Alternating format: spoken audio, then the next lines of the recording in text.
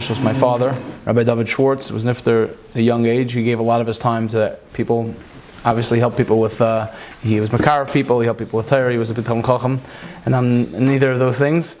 But I do know marketing and I do know business, and I wanted to do something to help people out as much as I could and share what I've learned with the public. So I give classes, and if you haven't heard last time, I do one-on-one mentoring. You can book time with me and we can discuss your business in more detail. Obviously these courses are aimed at a general audience. Everyone's doing different things, has different interests. So if you were here last time, you know what we spoke about. We basically introduced the concept of holistic marketing, that everything you do is marketing, not just advertising, not just promotion. Everything you do to make it more likely for your business to get picked in the marketplace is marketing. And when you think about it like that, your options become much more broad and more practical. It's not just run an ad and hopefully we get a response. And we will review the 5 Ps, which we covered at length last time, quickly for those who weren't here last time, and obviously just to refresh everyone's memory. So I would say that the goal of tonight is, the goal of the first part was philosophy. How to start thinking of marketing as promotion, some sort of artistic science that you need a marketing guy to help you with, and how to start thinking about marketing in the whole picture. Everything you do, and a lot of things that aren't in your hands that you don't realize that are available for you to promote your business, aside from an advertisement. Today, the point of today's class is to sort of practically, okay, so now you've told me that I can do a lot of things to make my business more successful. How do I go from A to Z? How do I sit down, either if I am starting a business or I have a business, how do I practically go from A to Z to go from here with my good and service to getting paid, the end of the funnel? So that's really the goal of tonight's course. It's a lot more practical. It's definitely very top heavy. In the beginning we'll be talking a lot about a lot of the more important things, and the rest will flow from there. So I want to sort of chop it up into goals. What should you expect to get out of tonight's course? The goals are like this. We're going to spend a significant amount of time sort of pursuing like a mini MBA. Now, I don't have an MBA. I don't have one I didn't have that education, but being in business 10 years has taught me a lot. And MBA is basically taught a lot of very scientific methods on how to approach and break down a business into its essential parts. And we're going to do that. We're going to cover some of these very important business topics. You may know them, but it's good to hear them in the framework of marketing and how to make money, not just abstract concepts. And if you don't know them, then you'll learn something new. So it's always with my courses. I don't believe that I'm saying over things that people don't know, but sometimes it's just the way you hear it and the way it's presented that make it important and make it easy to learn from. And if you don't know it, then you'll learn something new. But even if you haven't, I think there's a lot of value. So goal number 1 is we're going to basically, do a run through business education. And because it directly relates to how you market your business and how you succeed. Number 2 is we're going to talk about how you could become a marketer that gets direct results. You do an effort and you see a result. Not just money, but measured, managed results. How can I become a direct results marketer? Go from being, get my name out there, I'm not really sure what to do, to I have a focus, I have a goal, I have an effort, I do it. Sometimes it's successful, sometimes it's not. There's varying degrees of success. There's no magic wand in business or in life, but that when you're doing something, you have a focus on a real goal and how you're going to get a direct result. Number 2 is, I want you to walk away from tonight being an informed marketer. Being someone who can really think critically about their business and say, okay, I now am empowered. I know what I'm trying to get at. I know what my options are. I know which ones have the most likelihood of success. And maybe the only thing I need help with is implementation. Maybe I'm too busy, so I can't do the things I know I should do. But when I hire someone, at least I'll know that they're trying to do something that I would do myself if I had the time or the capability. For example, let's say you come to a conclusion at the end of this class that Google advertising is for you. It really sounds like it's going to help your business based on the things you've learned. But you don't know Google AdWords. It's a complicated science. You may need to hire a professional. But it won't be the situation of where you call your friend, I don't know what to do with Google AdWords. I don't know. Everyone's doing it. Should I do it? Should I not do it? You'll be informed. And the last goal of tonight's class is to become a long-term marketer. A lot of people fall into a trap, and it's really easy to fall into this trap of being a hunter, okay, instead of a farmer. We run after sales, we go to trade shows, we go to events, we run ads. We're always chasing the customer. Instead of focusing those resources and that time and that money into chasing after customers, my goal is that you'll come away with some real strategies on how to become a farmer, where you build up a stable of people who love what you do and love the product and service that you offer and come back to you. So you can spend more time taking care of them and getting referrals and less time chasing after new people and reducing the churn. Everyone knows there's no business in the world that churn is not harmful. And churn means when you have a customer, you got them already, you went through the cycle, you landed them, they paid you, and then you lose them. Okay, that's churn. Churn is the number one enemy of a business. I mean, I guess the number one enemy is not making money. The number two enemy is churn. When you have someone in your hand, then you lose them. And the cost of getting them back and retaining them. So, let's just sum it up. Mini MBA, we're going to run through business, being a direct result marketer, being an informed marketer, being confident about your decisions, or at least very well informed, and getting long-term marketing in place. Okay, so like we said, marketing is everything you do. So I want to just paint the picture in your mind. Okay, you have two business. You know people like this, and I'm just going to give an example that's maybe more or less relevant to you. But you yourself probably know people in your industry or have friends who are in the same industry. And one guy, he's happy, he's successful. You know, he never seems stressed out. He's always going on vacation. You know, he has great employees who he trusts. He's never complaining about it.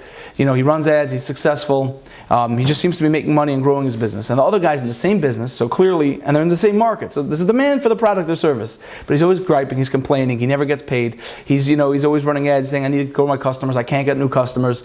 And he's unhappy. And you see, he's trying and he's struggling. So what's the difference between the two? Right? It's not that one guy's in a business that's a successful business and the other guy's not. We have grocery stores that are booming and grocery stores that close. Right? You have accountants who have a lot of clients and they have 20 people working for them, and you have accountants who have no clients and they're struggling. So what is the reason? And the reason, I mean, listen, we're all from in this room. I'm not here to talk about, siyat d'shmaya. That is totally up to God, and it's not in our hands. But the little that is given to us is hishtadlus, is the things that we do. So in that category, I'll give that caveat. In the hishtadlus thing, in the assumption that we all get up in the morning and go to work and have to earn a parnasa and have to earn a living, why are some people super successful with the same exact product and service? And that really comes down to people who have a good plan and avoid certain strategic pitfalls, and the people who have a bad plan. People just, maybe instinctually, they're sort of good at something, and they get into the business, and they can do the job, they can sell that product or sell that service, and then there's people who execute well. And that is the big difference. The big difference between a successful person and a not successful person is not the product or service. We're not talking about someone who invented Apple, right? And so he has a competitive advantage. He's selling something that nobody else has. You see it around you in the world everywhere. You have pizza shops that have, 7,000 square feet, and you have a pizza shop that struggles to make it in 800 square feet. They both have delicious pizza, but somebody is successful and the other guy isn't. And it really comes down to having the right strategy and the right execution. So that is the umbrella on which I'm going to put everything that we say tonight. Everything's about how we can come up with a good plan and execute a good plan. So I've talked a lot about how promotion isn't everything.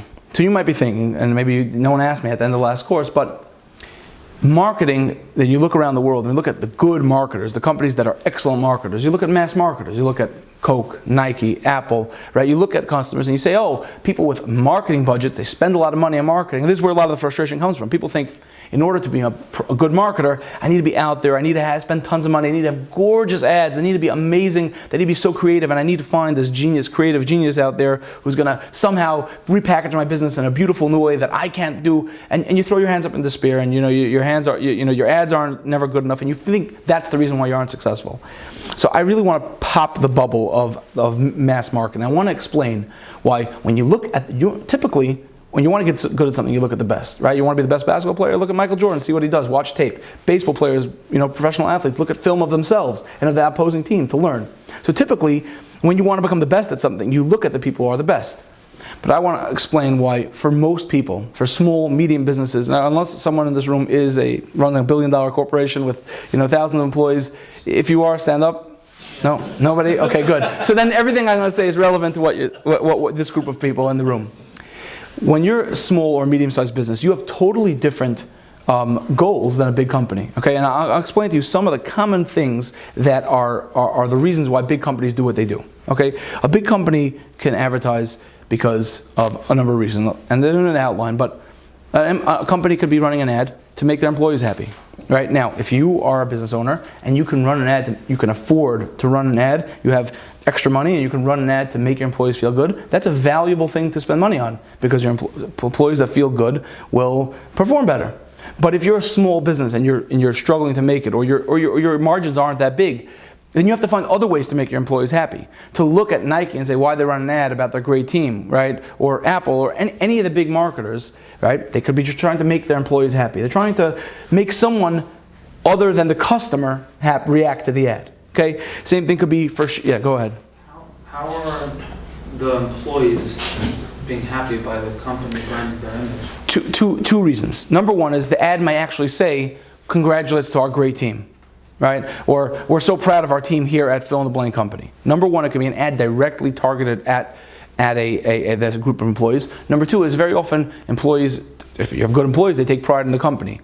And they want to say, "You see, we ran did you see that our law firm ran a full page ad in the Wall Street Journal, cost $150,000. The company's there trying to chest thump a little bit, make everyone feel good. Right? So that is a certain amount of pride and a certain amount of prestige that goes into running those type of advertisements, or sponsoring a baseball game or something like that. Right? Why? And we'll talk about a little bit more why companies do that. But that just makes employees feel good. Another thing could be for shareholders or competitors. Same thing. You want to show people that you're punching above your weight. You want to show people that you might see advertisements for a company that's not even in that market, just to poke it. Oh, it happens in Silicon Valley all the time. I can't remember where, but there was a startup that rented a bunch of billboards on the way to like Google's headquarters where they were advertising their product. I think it was actually not Google, it was Cisco or something like that. They had a new type of telecommunications, like disruptive software, and they were a tiny company, and their main target was the leader, so they put up billboards on the way. Now, that wasn't anyone who's going to see those ads and say, "You know what, I should switch my service over to this small startup." It was to sort of poke their finger in the eye of their competitor. So you don't know what's going on in the market. You don't know who their challenges are. You don't know. Everyone knows Coke argues with Pepsi, and Nike has to deal with Under Armour, but you don't know the secret things that are going on in mass market. Okay, so those are a number of reasons why big companies advertise. The point is, I mean, we can go on and we'll talk about them, but the point is that when you set out to advertise, when you set out to do something in marketing, you want a result. You want someone to pick up the phone and call you. You want to get a job. You want someone to book you. You don't need people to have a good, get your name out there or to have good feelings towards you. You're not at that stage yet where everything else is good and the money's flowing, that you have time to concentrate on these essentially minutiae of the business. Right? Big companies are operating on such a level. Everything's going good. They have an HR department. You don't have an HR department. They have an accountant department. You're the guy doing the books. Right? You have a million things on your plate. The thing that you want to do in the beginning when you're trying to grow a business is get more customers. That's the only thing you want to do. Everything else that you see around you is very often with a totally different goal in mind. So to look at Nike advertising a pair of shoes in a magazine, that maybe is a direct response ad, but most of their ads aren't that. When was the last time you saw Nike advertising one single product? Typically, Nike is giving you a story, it's a feel, which are great. There's a role for those type of ads too. But for you to put out a feeling, like if you were in a landscaping company, right, and you put out an ad with just like a blank green grass, like no real call to action, like calls today, no one's going to call you, right? Nobody's going to call you just because you give them a good feeling about, how wonderful green grasses are. Nike has achieved such a brand penetration that if they put a picture of someone playing sports, looking energetic and happy, the immediate association is with their brand. So they gain something from those type of subtle ads. If you're someone who's looking for direct response, putting out a subtle ad that doesn't have a call to action, which again we'll talk about when we get up to advertising, is a waste of your time and your efforts. You need to focus on things that are direct results. And another reason, again, I'm just trying to poke some holes in this balloon that's out there that that is the way marketing has to be, and that's the epitome. I can't wait till I get there. That's not really true. Another common reason for advertising that you would see that again has nothing to do with response is marketing budgets. When you get to a big company, and I work at a fairly large company that has budgets, right? People like to hold on to their budgets, right? If you're given a certain amount of money to spend, you want to make sure no one takes it away from you. Right? So in big companies, they have $1 billion to spend on advertising. Okay, but if they, God forbid, don't use all the money, next year the accountant's going to say, you only spent $950 million, we're taking it out. So they'll spend money wherever they need to spend money. Those are the reasons why big companies advertise that have nothing to do with the reasons why you and I would advertise or market. Okay? There's another part to the equation. That means that they're just spending because they have the money to spend? No. My point was that's like the tip of the iceberg. There's a good portion of marketing that you see that's done for that reason. Well, the townships do that. What? The townships do the same thing. Well, I'll talk in a second why there's other more practical, almost sneaky ways for advertising or marketing. Okay, so the other half of the equation is, and some of you may be questioning what I'm saying, is that if they're not gaining anything, why would they spend $1 billion? It's true that they do gain something. But it was sort of alluded to it when I just said about Nike having a certain brand penetration. The mass marketer, right, the big company, the company that can afford to blow out tremendous amounts of money on ads that seem sort of subtle, that aren't asking you to buy anything specific, or if you look at any magazine or expensive marketing medium, you'll see the type of ads I'm talking about, right? John Deere doesn't advertise. It's not like, you know, grocery with sales. Like Lowe's will do that. They'll say we have these models of tractors. John Deere is putting out a branding ad, right? Like, you know, a nice guy sitting drinking coffee on the sunset on his tractor, right? Nike's putting out a picture of someone who's running on a track without asking you to buy anything. The reason why they do this is because they have everything else in place. They have the 5 Ps in place. They have great people. They have a great product, right? They have great prices. Right, their prices are justified either by their premium in the market, or they're producing so many, in the case of Walmart, that they can charge the lowest price. They have all the competitive advantages. At this point, all they have left to finesse is the minutia. All they have left to do is the build upon their brand. Nike spends $1 billion on branding ads because they have to. That's all that's left. That's the only battleground left. There's no more improvements they can make on the product. They're already producing in the sweatshops, so they have the highest margins, right? They already have all the endorsements with the best athletes. There's nobody better. There's no other strategic partnership. They're already in all the stores, right? So you ask yourself, do I have the best product? Do I have the best people? Do I have the best placement, right? Do I have any of those bests? No. So mass marketing, right, this blowout, you know, sort of non-targeted, not specific, not direct results-oriented marketing. A lot of people say it's not classy. Look at these big companies. They run these classy ads. You know, they have all these, like, people get these assumptions and these, like, mind blocks in their head when they approach their own marketing that I want to be like the best, and the best don't do it this way. And I'm explaining why the best don't do it this way is because when it comes to promotion, when it comes to the externals that a company presents, right, and you're only looking to emulate that, you're cruising for a bruising, right? You want to put out the best, most subtle ad for a product that's a mediocre product. Well, Apple does these branding ads with someone just like dancing with their iPod because they had a revolutionary product that you could not get anywhere else from anyone else. Ask yourself, do you have that? No, so then you can't advertise like them. That's it. So those are the sort of like the mass market bubble that I would like you to just, it's like not relevant to you at all. Okay? So when you're thinking about what you should do not try to emulate the big boys. It's just as simple as that. So their ads is not for now, it's for 20 years from now. It's in 20 years from now. It's building up you know, there's a lot of more subtle things that they're trying to accomplish with their ads. Absolutely. They're trying to change people's buying habits. They're trying to make sure that you never forget about them. Right? I was reading a study about a certain type of, there's a study about marketing for a brand called Pabst Blue Ribbon. It's a long, complicated, it can be a whole class by itself. And they had ran a marketing campaign basically proving to a certain segment of the Americans that this was the drink for them. And it was so successful that when they stopped running these ads, in their television ads and their mass market, wherever they advertised in liquor stores, they saw sales drop 5%. They started doing the advertising, it jumped back up 5%. You're not going to, with a subtle brand ad, you're not going to see that type of reaction because what does Pabst Blue Ribbon have? It had a distributor. It was in every store. It was available. So all they needed to do was cut through the clutter. Oh, if that's the only job, then you need a storytelling, subtle branding ad that will work. Right? If no one's ever heard of you, if you don't have your stuff on the stores and you run a $100,000 ad talking about how this type of person drinks this type of beer, and so opens the next time the guy's in the liquor store, he might be thinking about your ad, but you're not there in the store, right? So my goal is, again, always to try to push you towards practical marketing, things that will work. And this is a pet peeve that comes up all the time. You might not know it, you might not, and this might not have been a problem for you, but I always like to preface with this because it's important to know that what's going to work for you is not necessarily what works for the best. Right? And it's counterintuitive because for most people, right, a pro athlete, say a baseball player, goes to a batting cage. If you want to get better at baseball, you should also go to the batting cage. But in advertising and in marketing, this doesn't work. And really, I mean, there's another element to this is that there's a history of mass marketing. Okay, like mass marketing is new, relatively new. It probably started with the printing press when people were able to reach a lot of people. It used to be the only way to find out about something was someone told you, right? At a certain point, there was newspapers. Right? Let's call the explosion of newspapers in the 1800s. Let's call it right. Before that, it probably wasn't so prevalent. Things that were printed in a newspaper were very, very important. If you printed something bad about someone in a newspaper, they were ruined, right? The newspaper barons in the 1920s, they started a war in America, right? If you know anything about history, it was so believable, it was so absolute, the truth, that if it was published, it must be true, that people believed ads too. right? And the same thing happened with any new medium, okay? When radio came about, you can go online and listen to the Internet Archive and listen to an ad that ran on the radio in the 30s and 40s that Camel is the brand, that #1 brand for doctors. Camel is most popular with doctors. More doctors smoke Camel than any other brand, right? You think you're in some alien planet with the craziness of the marketing. But why did it work? Because in those days, the radio, people gathered around the radio to listen to radio serials and the few shows that were on, and it was taken as an absolute authority. What's happened now, obviously over the last, let's say 50 or 60 years, media has fractured. You can get your information from anywhere. You can get information from anyone, and people have become just more, after a few years of pulling the wool over people's eyes, and enough of these fake marketing messages, people become skeptical and cynical.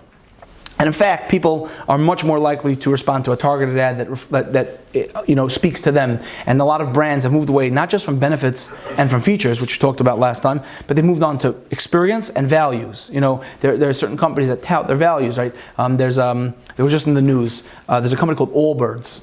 Allbirds is an expensive wool shoe. They make their shoes very eco-friendly. They sell for about $100, and Amazon basically ripped them off. They made this product that looked almost similar, and they charged half the price, like $40. So the owners actually wrote a letter, which was a great piece of marketing.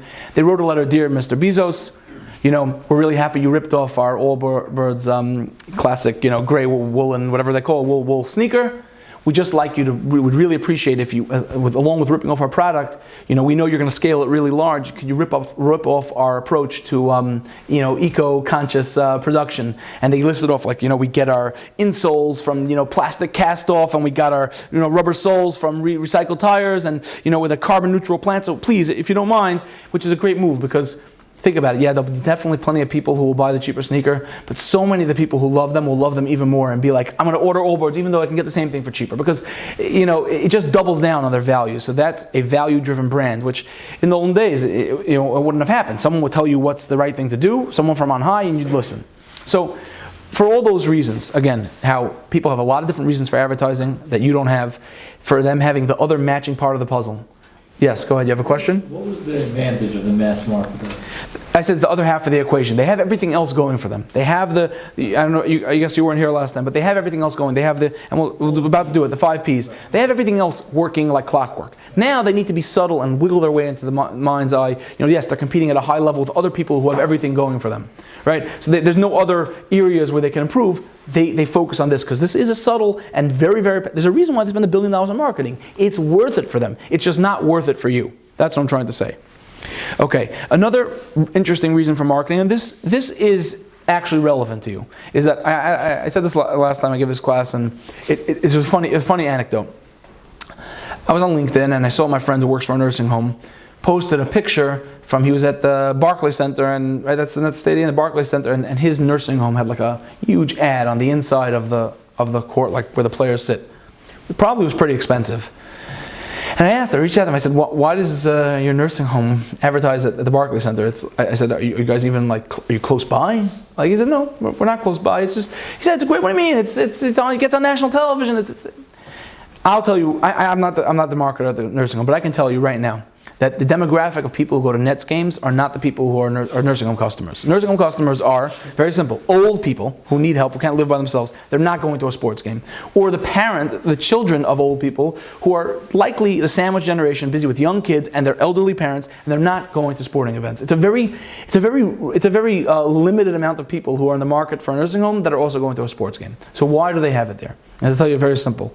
A good reason why a nursing home would advertise there is because it's quid pro quo. They're selling people, right? They're either trying to get vendors or they're trying to get into, there's different relationships that they have. Salespeople in the nursing home. The nursing home has other needs that they fill by taking people to net games. And you want to know one of the great way to get free tickets to a net game is advertise. Buy an advertising package. Then you get free tickets. And then you can use it for other things. So there's a quid pro quo in a lot of advertising, right?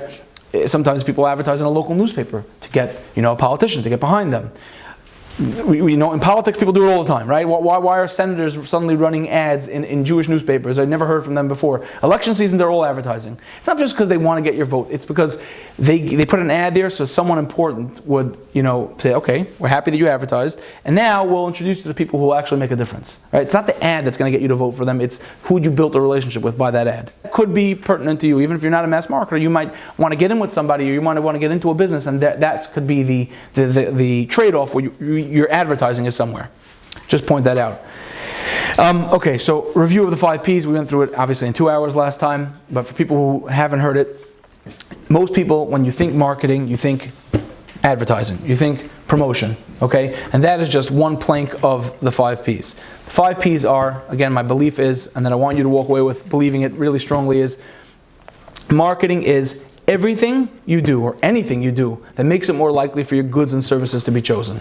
And that covers a lot of different areas, but you have your product and service, and how do you get it to people? So we said product, tweaking your product to make it a better product. Adding a benefit, concentrating on a benefit. For example, you can't add new benefits, but you can wake people up to a benefit, or you could think about the benefits for your advertising. Adding a new feature, obviously, we talked about, you sell cell phones, now you sell a cell phone, you sell a kosher phone, right? Now you sell a kosher 5G phone. Oh, it's a better phone, it's a better product, right? We talked about price. If you have sometimes a lower price is better, sometimes a higher price is better. You can modify your price in different ways to make it more likely to be chosen. Place, yeah, go ahead. Are you going to talk about how to market if you don't have a good product? If you don't have a good product, yeah, sure. There's other things. I mean, it really depends. What do you mean? You have a product that, like, you're selling boats that are going to sink? No, I don't have an answer for you. Right? So I'll put it like this. It's not my story. It's a famous anecdote. A guy bought a donkey, okay, from a donkey dealer. He needed a donkey for his farm. He needed a donkey to drag his cart. He just needed a donkey to make his business run. So he bought the donkey for $10. Dealer told him, "I'll be there in the morning. I'll drop off your donkey." Okay. The driver pulls up. He unloads the donkey. The donkey's looking not so good. Okay, the donkey looks like it's about to keel over. So the dealer tells him, "Listen, I got a truck full of donkeys. I got to deliver all donkeys. This one looks bad. I'll be honest, it looks terrible. You just hold on. I'll be back at the end of the day. I'll take it back. I'll refund your money. No problem." At the end of the day, he comes back to this guy and he says, "Okay, I'm ready to take the donkey. Did it die yet?" He said, "Yeah." He said, "No, don't worry about it. I'm good." He says, "What do you mean? I sold you a donkey that was dying." He said, "No, I took care of it." He said, "What did you do?" So he said, "Well, I had a donkey raffle. I sold 100 tickets for $1 a piece for a donkey, and I held a raffle. I sold 100 tickets. I made $90. He's like, "But somebody won, right?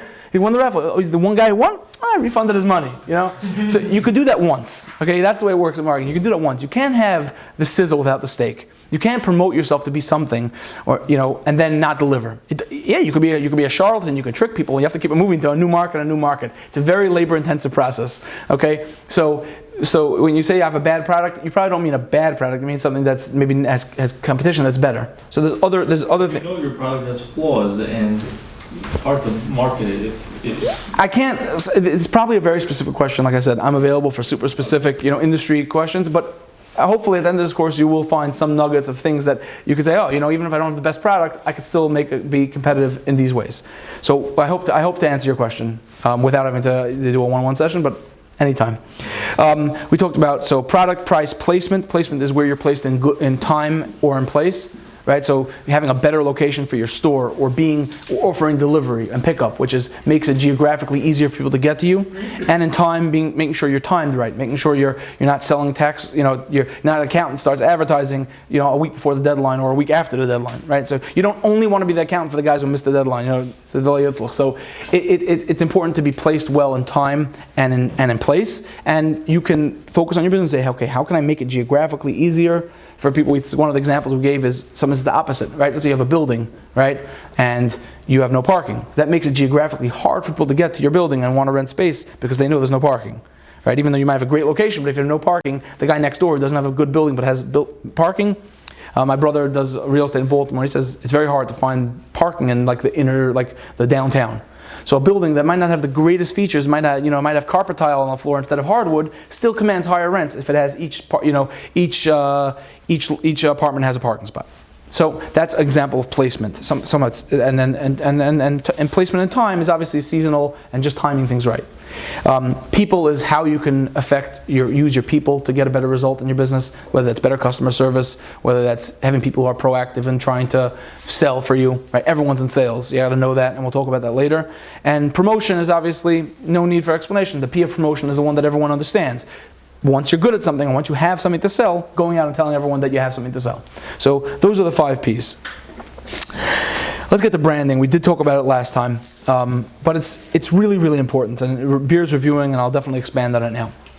Branding is something that people think of as a logo, right? Most people, I'm going to ask, anyone think that branding means your logo and your look? Everyone raise their hands. No? Who has a different opinion on what branding is? Yeah, come on in, Jeremy. Okay. Branding is your reputation. Branding is your reputation. It's true. Branding is your reputation. So it really works. It really works backwards. Yeah, obviously, if you are true to your branding, and your reputation will reflect what you want. So what you said is correct. It's your reputation, but it's also more like it's your why. Okay, it's your reason why you do what you do, and it's your. I like to call it a business's moral compass. I gave you an example of an IT company or a gym.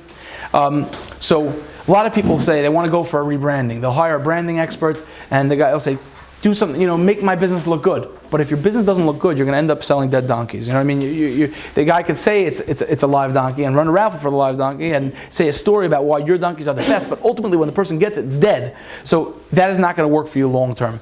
It's really impossible for a branding company to come up with a compelling enough story to paper over a business that doesn't deliver on that story. So like you said, your reputation, your reputation is the thing that's going to be believed about your brand. Go ahead. You don't always have a story behind the brand. Like you make a product, because you copy a different company that has a similar good product, and you want to sell it and sell a lot. So that's right. There's other companies that have a whole story. Oh, I started this company because whatever. But right. So let's get a good example. Let's say somebody sells fishing gear, and they're a passionate fisher, and they're someone who they love to fish, and they go fishing every year. And there's one guy who just realizes that there's a good market for fishing gear, right?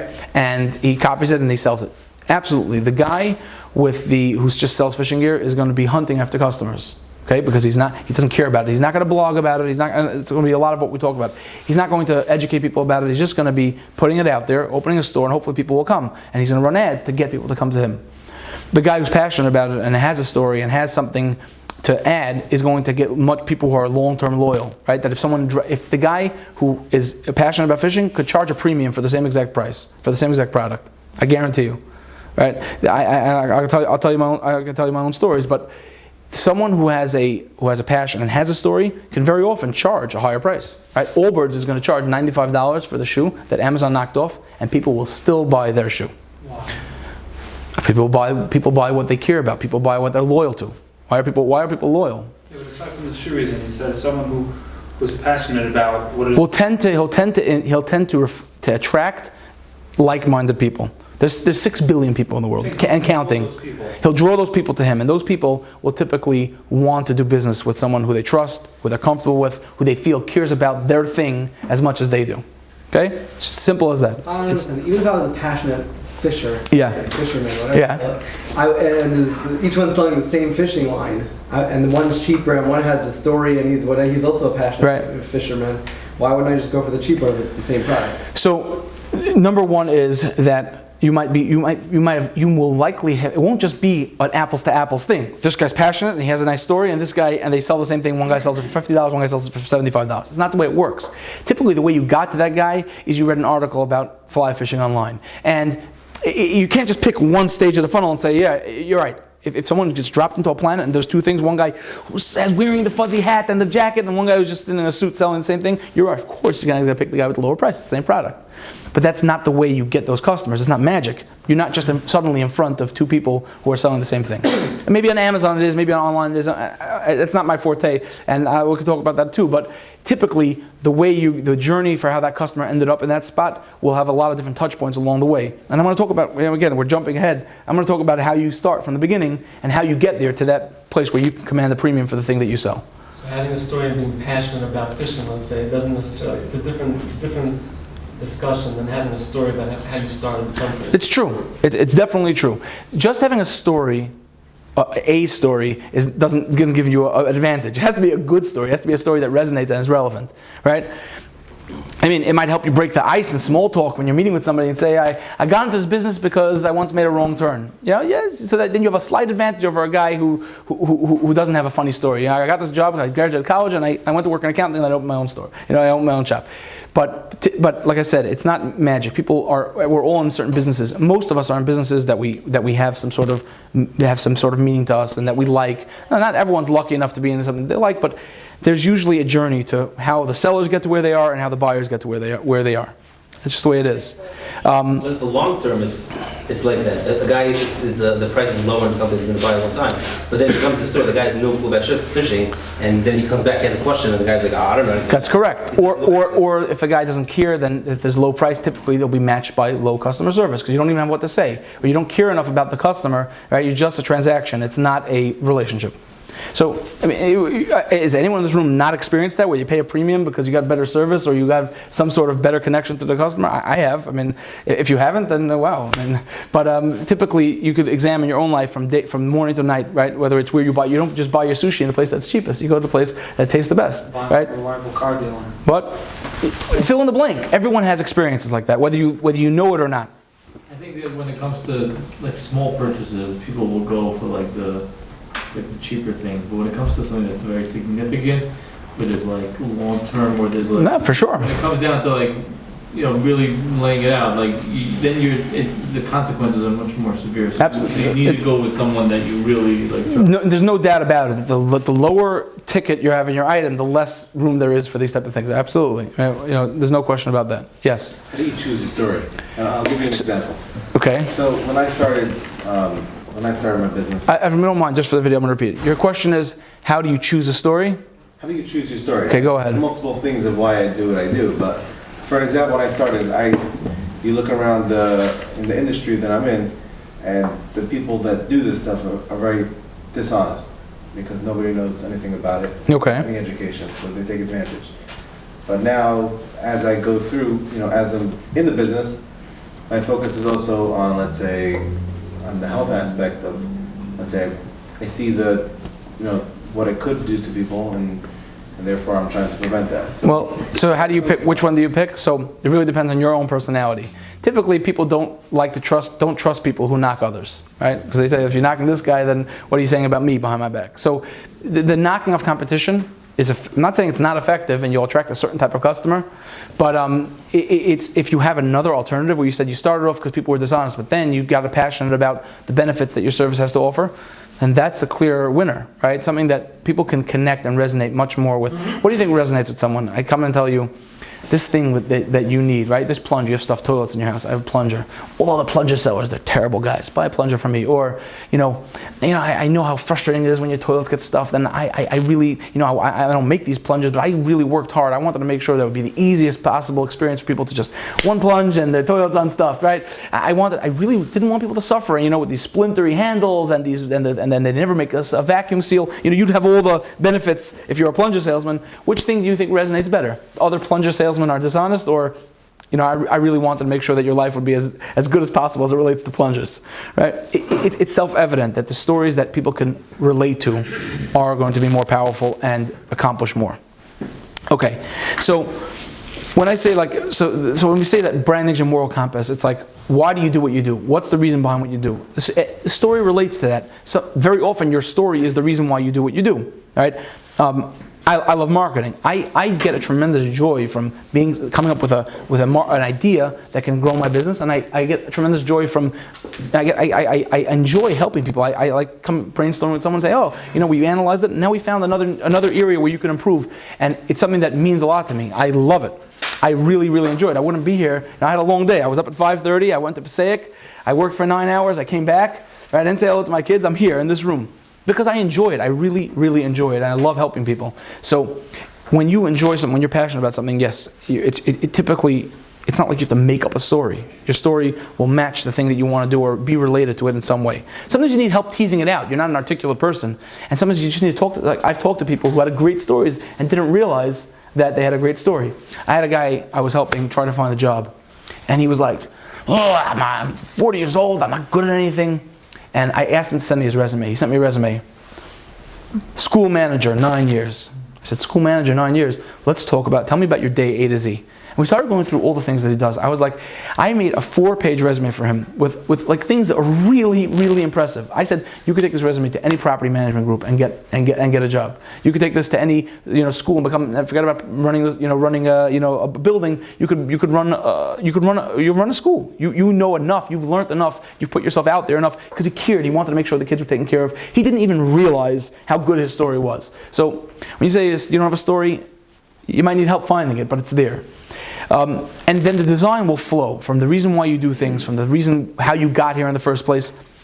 Your design will flow from that. You can't come up with a design that doesn't match what you really are and then expect it to work. It's usually going to be a clash. It's not going to work.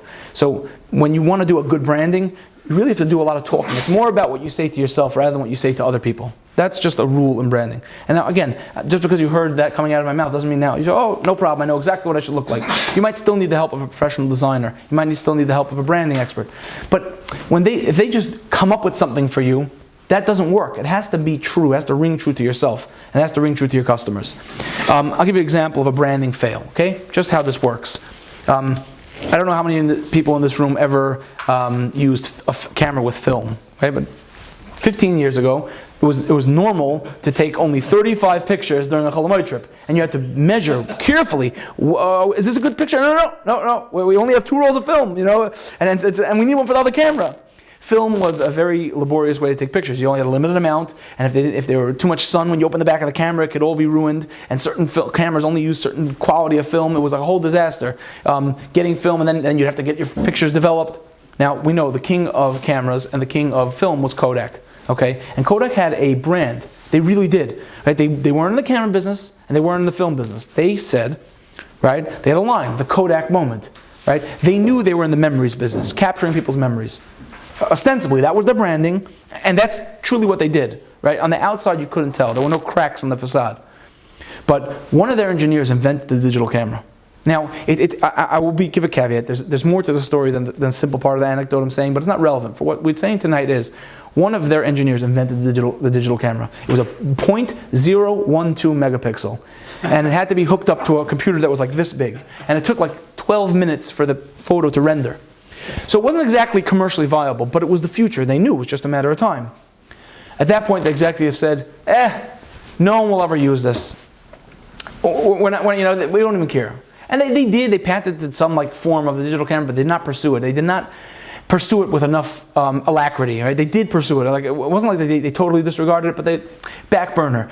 Film was a multi-billion-dollar a year industry, and they didn't want to give it up. But if you would have really thought hard, if you were an executive in that room, and you would have said, I'm in the memories business. I'm not in the film business. So even though we have an $8 billion a year film business, just imagine how many people will become photographers or take pictures if they have a camera that could be digital, that needs no film, that can just process pictures. It wasn't like they didn't understand the mechanics. It worked the same way back then that it works today. Just we have smartphones, so but even the advent of point-and-shoot digital cameras made so many people take pictures. And if you're really in the memory business, then you should have grabbed that with 2 hands and fast-tracked it, made it your highest priority. Still sell film, but start winding down your investments. Stop stockpiling film paper, because you know the future is here.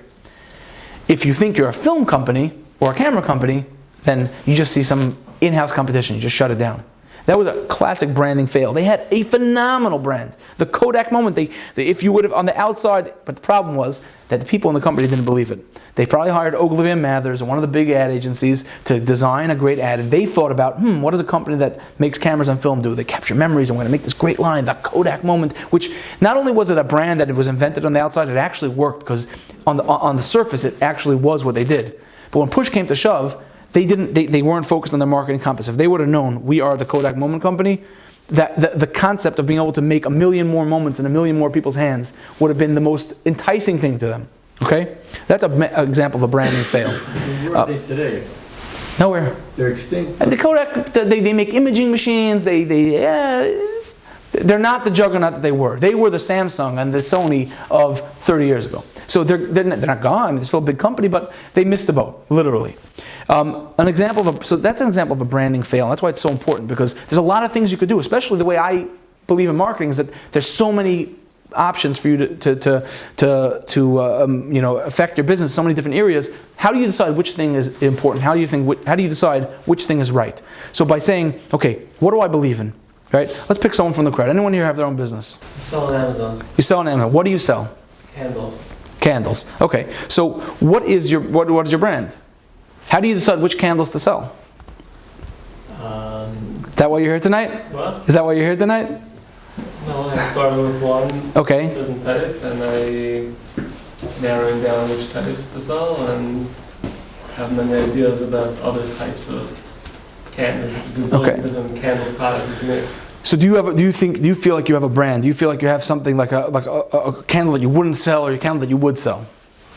Certain ones would sell better than others. So your brand is the most profitable candles. Nice margins on candles. Okay, fine. So there's definitely something to be said for focusing on and we'll talk about that next, about money, that you should focus on the most profitable things. But that could limit your ideas for marketing if you don't have a brand. If you haven't ever thought critically about why you do what you do, you sort of be like, oh, I'll just do anything to get more money. And when you have anything to do, you end up doing nothing because you have so many ideas and so many different things that you want to do. So it is. Some brands are harder to find, right? And some brands aren't. Sometimes it's easy. It's a very easy answer. Obviously, we're all in business to make money. But that's not the reason why you do it, right? So so I'll give you an example of branding fail. I'll give you an example of a branding win. How having a compass can really help you. Southwest Airlines is a relatively new airline. Okay, it wasn't around 30 years ago, 25 years ago. Southwest Airlines was started by two guys. A guy got divorced, rich guy got divorced, and he had his lawyer, and they were flying all around Texas, back and forth. Texas is a huge state. You can fly 3 hours in Texas. And they were very unhappy with the domestic air travel, like within the state. And they finished the divorce, they got their settlement, they went to a bar to have a drink, and they sat down, they took a napkin, and they started drawing between Houston and Austin and Dallas that they're going to come up with a new way to fly, get people around. The current model is very inefficient. And their goal was, they were paying tons of money. They said, we want to make a low-cost airline. People in Texas are plain blue-collar people. We need to just get people from point A to point B. And they worked very, very hard to be the low-cost airline. And they did a lot of things that are well. Everyone knows Southwest is very friendly, but people don't know. I read up on this. People don't know that they invented a lot of different techniques that the industry copied. For example, one of the reasons why ticket prices are high was because pilots are only allowed the planes have to turn around. Okay, planes, when they get unload, all the luggage has to come off, they gotta get cleaned, there's a turnaround time on planes. Most airlines couldn't figure out a way to turn around the plane fast enough, so they would have to have a third plane, right, between a plane landing and a plane taking off. They had to, they couldn't use the same plane twice, they had to have a second plane. And obviously they built their schedule, but they had a tremendous additional cost. Southwest figured out a way to eliminate that turnaround time. And they had to work very hard. They had to negotiate with the airport themselves. They had to change the amount of buffer time that was, because they wanted to do something different, to change the way everyone else was treated. They put a lot of work into becoming a low-cost airline. And they said, what is our brand? Right? They said, this guy Herb Keller said, we do one thing and one thing only. We get people from point A to point B for a low price. Not like Spirit, right? They were focused on their customer. It wasn't just for a low price, because if you just focus on low price, you end up mistreating the customer, right? Because it's low price at any cost. They just didn't spend enough money on the window. What? So it turns out that it wasn't about the window, it was Boeing, right? We know now that Boeing had the problem, it wasn't Southwest's problem. Yeah. They weren't in the airline business before? They were not in the airline business before. They both were not in the airline business before. They got into it, and they revolutionized the industry by really thinking through from start to finish how they could get people. That was their one goal. So after they've been successful for a bit, obviously they run customer surveys. One day during a board meeting, one of the head of customer experience comes in, and she said, we ran surveys for a long while now, and one of the things that comes up is that on the lunchtime flights, a very big response in the survey was they want a chicken salad. They want a more substantial meal for purchase, right? So if you're a business and you don't have a moral compass, a business moral compass, you're like, great, people want to spend more money, great, let's give them. Herb shot it down. He said, the customer's not always right. They say they want a chicken salad, but what they really want is low-priced airfare, reasonable low-priced airfare. If we bring on a chicken salad, right, that means we have to stock lettuce, we have to stock chicken. On some flights it will do well, on some flights it won't do well. It's a perishable item. The amount of time and resources it would take for us to elevate the customer experience by providing the chicken salad would take away from our focus on providing the low-cost airline. Now, even though the survey says we should do it, we're not doing it because that's not what people want. Because eventually that will bump our ticket prices up. Eventually it will cost us money. Eventually it will take away time and energy from focusing on our schedules and our, and making sure our cabins are clean and employee training. Any type of resource that we deploy to put a chicken salad on the plane is taking away from our mission of being the low-cost airline. Maybe that's drastic, but that's a true story. It happened. Anecdote. So that's a company that knows exactly what it's doing, right? So, these are big examples, but you can find it relevant for your own business, right? For example, Kiwi, you sell candles, right? So you would never go to an electronics convention, right? It's not relevant. People want to illuminate something, right? Maybe I'll go to a place that's selling flashlights. That's not the reason why people buy what they buy, right? So it's like sort of like, I guess, like a backwards brand. Like, what do your customers care about, right? It's sort of like if you can't find your story, sometimes think about what your customers care about. So by knowing exactly what you do and why you do it, right, it will help you decide which things to do and which things not to do. And there's a lot of ways to win. There's a lot of ways to be successful. You can have the same goal and achieve it different ways. We give an example of like a gym, and there's an example even like the real estate development, something that's close to my heart. There are plenty of people who are successful selling luxury condos, right? And there are plenty of people who are successful selling garden-style apartments and low-income housing. Both are providing both might have a thing. I want to give people a place to live. I want to build nice homes. You ask any builder, yes, everyone wants to make money, but ultimately they're not in that business unless they want it. There's some care they put into it, whether it's the finishes, whether it's the way they decorate. They're not thinking about their customers. Otherwise, at the very least, for a selfish reason of being able to command market rent. Ultimately, they think about people. So, is the guy who sells luxury condos and the guy who sells garden-style apartments different? Of course they're different. They have a different brand. They would get involved in different type of projects, right? They know what they want. My goal is give people an affordable place to live. My goal is, the luxury guy says, my goal is create the most stunning places that people can live their life to their fullest. Different brand, different type of projects you get involved with. So if you have an investment opportunity and it's not like something that you could believe in, it's not the nicest place, you're not going to take that investment. And on the other hand, if you're a garden style guy and someone says you want to get into some luxury condos, be like, listen, I'm worried about the recession. I know people always need a place to live. These are the things I believe in. People will always need a place to live. Those are the type of deals that I get into. So it really will change your marketing and your business approach by having a strong brand. I want to talk about money. Okay, nobody likes to talk about money. I'll give you there's a funny anecdote. Maybe you've heard it, maybe you haven't.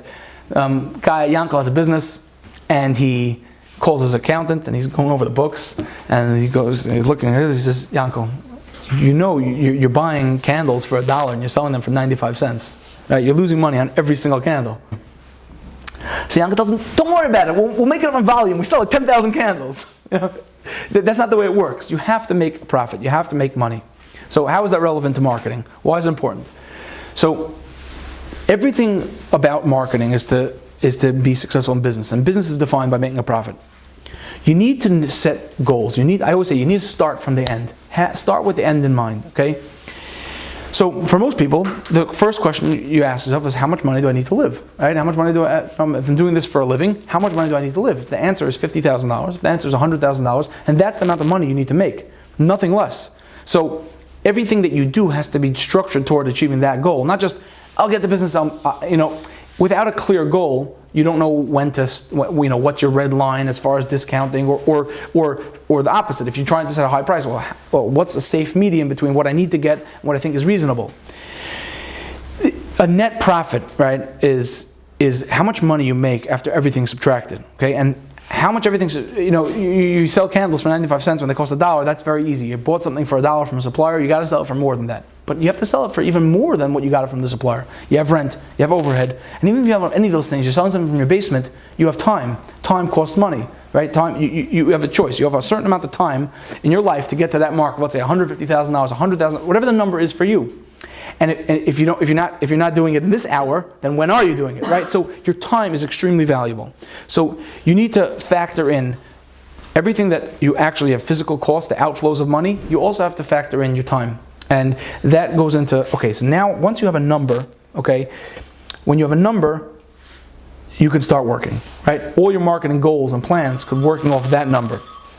Another thing you should consider when you advertise or when you do marketing is how much does it cost to get a particular customer. Now, if you don't know anything about, you don't know how much money you need, right? And you don't know how much money you're going to get out of a particular thing. So how do you know how much money to spend to get somebody, right? If you're not sure what your price is, there's no way for you to say, okay, it makes sense for me to spend $300 on this ad, on this booth at a trade show, on this giveaway, if you don't know how much you expect to get back from it. So there's a certain number that you're going to want to put towards acquiring each customer, where you could say, that no longer makes sense for me, right? If you're only going to make $10 from somebody, it probably doesn't make sense to spend $9.50 on them, right? But does it make sense to spend $1? Maybe. Does it make sense to spend $3? Maybe. But if you don't know those numbers, you'll never know. You'll never know. So really being honest with yourself about money, about how much money you need to make net after all your expenses, and building your marketing towards that number is very important. People are scared. They're not sure if they're going to make that, so they just stick their head in the sand. I'm in real estate, right? We buy a building. We can't just charge low rents so we can get more customers. We have to make a certain amount of money to pay our mortgage and to be competitive and to make money. It's you can't just look the other way. You really have to focus in on how much money you need to make, and not just be happy that people are ordering. It has to make sense too. Another thing that is related to setting your prices and knowing how much to charge is your total addressable market, okay? Let's say you're a service provider, you do everything yourself. Okay? You have 8 hours in the day, right? It's a very easy math, right? If I can only do X amount of jobs, right? And I have so many customers, I can fit them into the day, you can mathematically work out how many customers you're going to need to get per day. And if you could do 4 customers a day, and you need to get to, let's say, $200 a day, so I need to charge at least $50 per customer, because otherwise I will not make what I need to make. So when you lower your prices, it's really a strategy. When you lower your prices, you have to know your total addressable market, right? So how many people will you reach? How much of a monopoly will you have? I had an interesting conversation with someone who sold luggage, right? And they were trying to price their luggage properly. They got it for X, and the question was how much. So I said, how much do you need to make? Oh, I need to make $20,000. Let's just make up that's the number. I said, okay, so if you sell luggage for $1 a piece, that means you just need to sell 20,000 pieces of luggage. Do you think you're going to sell 20,000 pieces of luggage? Well, it sounds like a lot, but there's other exercise you could do. Okay, I'm only in Lakewood. Okay, so how many people? There's 120,000 people in Lakewood. Let's say half of them are little kids that don't need luggage, and half of them are senior citizens that have all their luggage. So now you're left with, 50%. So now there's 60,000 people left. Do you think you're going to sell 1 out of 3 pieces of luggage in Lakewood? The answer is no. Right? There's no way you're going to have 30% market share. Not in your first year, not in your second year. Nobody has 30% market share of anything. Maybe Amazon has like 30% of online selling, but not of total retail. Even Google search. Maybe Google search is one thing. So if you're not Google, then that's an unreasonable amount of market share. So I know these things are a little bit abstract, but you can really think about it. Like, how many customers can I reasonably expect to either service? I'm a service company and I'm doing it myself. It's not scalable. Or how many products can I expect to sell? And there's some basic math you could right away see. Okay, does this make sense? You could set reasonable goals. I told this lady, until you take your number and divide it by that many pieces of luggage and think that's a reasonable amount I could sell, that's okay. Let's put it into numbers. Let's say I need to sell $20,000, and I'm charging $100 per piece of luggage. Okay, now I only need to sell 200 pieces. 200 pieces over a year, right? Is 2 pieces a week. Oh, that sounds reasonable, but $100 sounds high. Okay, let's knock it down a little bit, and then you get to like a sort of a happy medium between the amount of things you need to sell and the price that you're charging. Again, it varies wildly by every single business, but really knowing your costs of both selling and your overhead, and having reasonable goals will allow you to not just be like, oh, I need to make money, I need to grow my business. You'll have a tangible, measurable thing that I'm getting there. Did I get there? Where am I on that path? Okay, so as far as pricing, I encourage high pricing. I don't like low prices. Low pricing is a very tough business. And if you're in Amazon, we can talk about it. It's not a great place to be. Find another place to sell. I'm serious. Don't go on Amazon, because Amazon, you have access to a lot of customers. The price you pay is they can crush you. And when they decide to focus on your business, they're going to make an Amazon Basics. It's the same exact thing that you sell for a lower price, and you'll be out of business. So, and we'll get to that. I'm sorry for beating up on your business, but I'm not a big fan of Amazon. But with pricing, you should always try to get the highest price you can get. Okay, there's two things I would say. Number one is try to charge for value and not for time. Not for, I give an example myself. I have a website. I do consulting. I happen not to be looking for paying customers right now, but my pricing structure on my website is $500 an hour. Okay, for someone who wants 5 hours, I charge $3,000. If someone wants 10 hours, I charge $10,000. My prices go up instead of down, because I know that if I sink my teeth into a business and I'm able to put more time in, I'm going to be much more valuable to them than I will in 1 hour. 1 hour has a set value, as much as you can get done in an hour. But if you have more time, 1 + 1 doesn't equal 2. You know that from anywhere. If you spend 2 hours working something straight, you get much more value. And this happens all around you every day. You go to a dentist, right? The same cleaning and the root canal. One costs $800, one costs $120, okay? For the same amount of time put in. Same thing happens in commercial real estate, right? If an attorney helps you buy a house, charge you $350. I don't know what the going rate is now. That same attorney could put in the same 2-3 hours of work on a building, a commercial building that's $2 million, right? Simple transaction, nothing too complicated. The guy will charge $10,000 because he can, because it comes out of the closing cost, because he's valuable. I've navigated you through a sale of an investment property that's going to be returning income. You don't think so much about the cost. It's more about the value. How much value are you bringing? Your goal should always try to be bring as much value as possible, because the value that people put on you is the price you pay. It's as simple as that. The value that people put on you is the price that you pay. So you should always try to be building up your price towards the value. Okay, the true cost of marketing, like I said, it's time versus money. Marketing budgets, okay? So I'll put, yeah. Why saying start high and go down? So price it's very hard to go up in price. And if anyone's in business, if you charge a low price for something and then try to charge a high price for something, it doesn't work. It's just the way it works. If I got something for $1, I don't want to come back and pay it. If something goes on sale in the world, it never goes back to full price. Never. There's a concept of starting out at a cheaper price until you get your. I can't speak from 0 to 1. Okay, from 0 to 1, that I believe there's other. From normal to high. I don't think it works. I feel like it's setting the treadmill on like this. Okay, it makes things much harder. It might seem easier in the short run. It ends up being much harder in the long run. I'm not going to argue if it's working for you in your business. Different things can see. And a general rule, starting high until you see people are saying no, I can't pay that, right, is a much better strategy than starting low and then trying to crank them up. And there are ways, like you said, how do you start low and then get other people get high prices? Simple. Not with your first customers. You grandfather them in. How many of you pay one rate for something and someone says, "Yeah, we're not raising the rates on you. You've been here for a while." Right? It happens all the time in a lot of places. It's called a grandfathered rate. It happens all the time.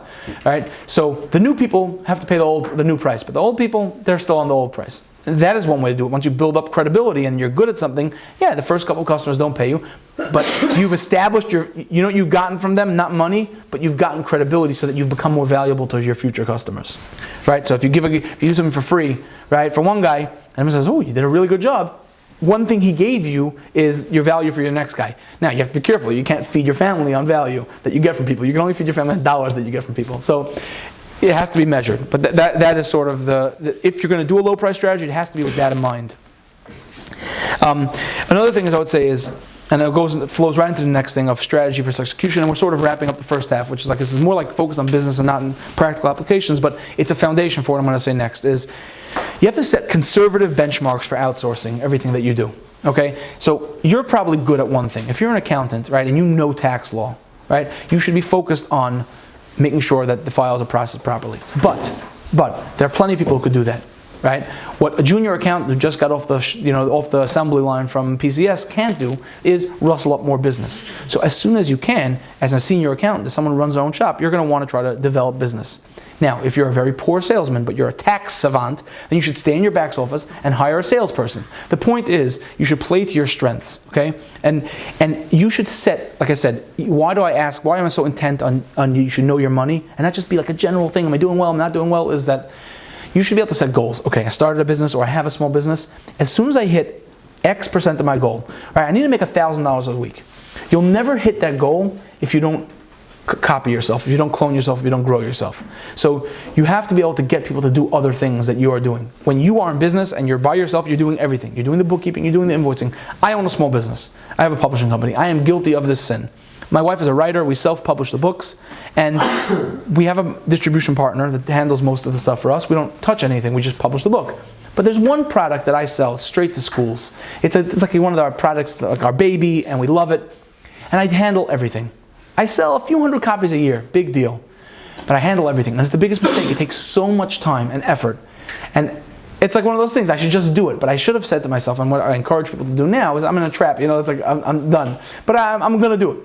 Is you set a benchmark, you say, when I get to 75% of my goal, that's when I'm going to take that jump. And even though I can't afford a worker at 75% of my goal, I'm going to do it anyways, which will put two things. Well, number one, it will free you up to actually achieve your goal. And number two, it will put a tremendous amount of pressure on you to actually meet your goal because you have to pay pay for that new expense that you just added. Okay, that's why like when people ask me if they should take a sales job and work on commission or salary, I always tell them take a commission-only job. By taking a salary, you're setting yourself up for failure because you have that safety net, and you don't want to, if things don't work out, whatever, I got a paycheck, So the same thing's in your business. What? It's not going to work. Correct. So what happens is often, I've seen it myself in businesses where we hired a sales guy, he took a draw for a few months and he didn't produce, and then he's gone, and everyone loses. Right? Everyone, the company that hired him lost, and the guy lost because he didn't go up to his full potential because there was an airbag. You have to do that a little bit in your own business. If you know there's something that's dragging you down that you really shouldn't be doing, don't just say, I'll get to it one day. Like for me, I know it's so few, it's such a low volume. I don't know if I'll ever get to it. So yeah, I do it. It's a few hours a year.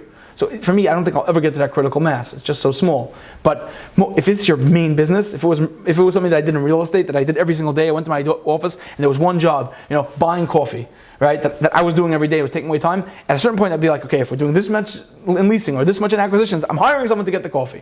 So it's a silly example, but that's what you have to do to yourself. Chop off the parts of the things that are hardest for you. I had a conversation with a guy who's an insurance salesman. And he told me, you know what, I'm starting a new business, I book a business, I'm selling, but you know what I hate? I hate doing the paperwork. I hate closing the deal. I hate filling out the policies. And I'm not sure if I should hire someone, not hire someone. I said, it's like a no-brainer. You're afraid of hiring someone because it'll cost you money, but what would you be doing if you wouldn't be doing those things? He's like, I'll be go out getting more business. I'm very good at getting business. I said, so it's like you're the best example. You should just, it's not even a question. Hire someone part-time. I told him, this is what I told him. I said, find someone in your industry who does the job that you want them to do. Tell them I'll pay you after hours. Instead of $25 an hour, I'll pay you $50 an hour. I said, does it make sense in the money?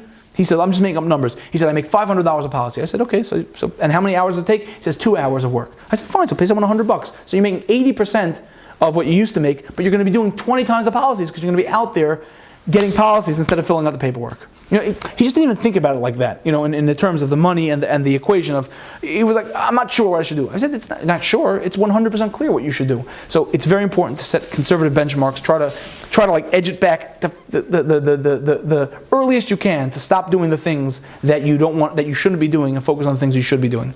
And it really goes into strategy and execution. The last thing is, having a great product and service, we know, does not guarantee success. Okay, you can have a great product and service and fail. We have our example in the beginning. You have two landscapers. There is demand. The grass grows the same on both sides of town. One guy's doing well, one guy's not doing well. Or one guy might have a bookkeeping department to make sure everyone gets invoiced timely and follows up. One guy doesn't have $50,000 in unpaid bills because he never followed up with his customers. Right? One guy has a plan. One guy has a system in place, and one guy doesn't. And that could be the difference maker.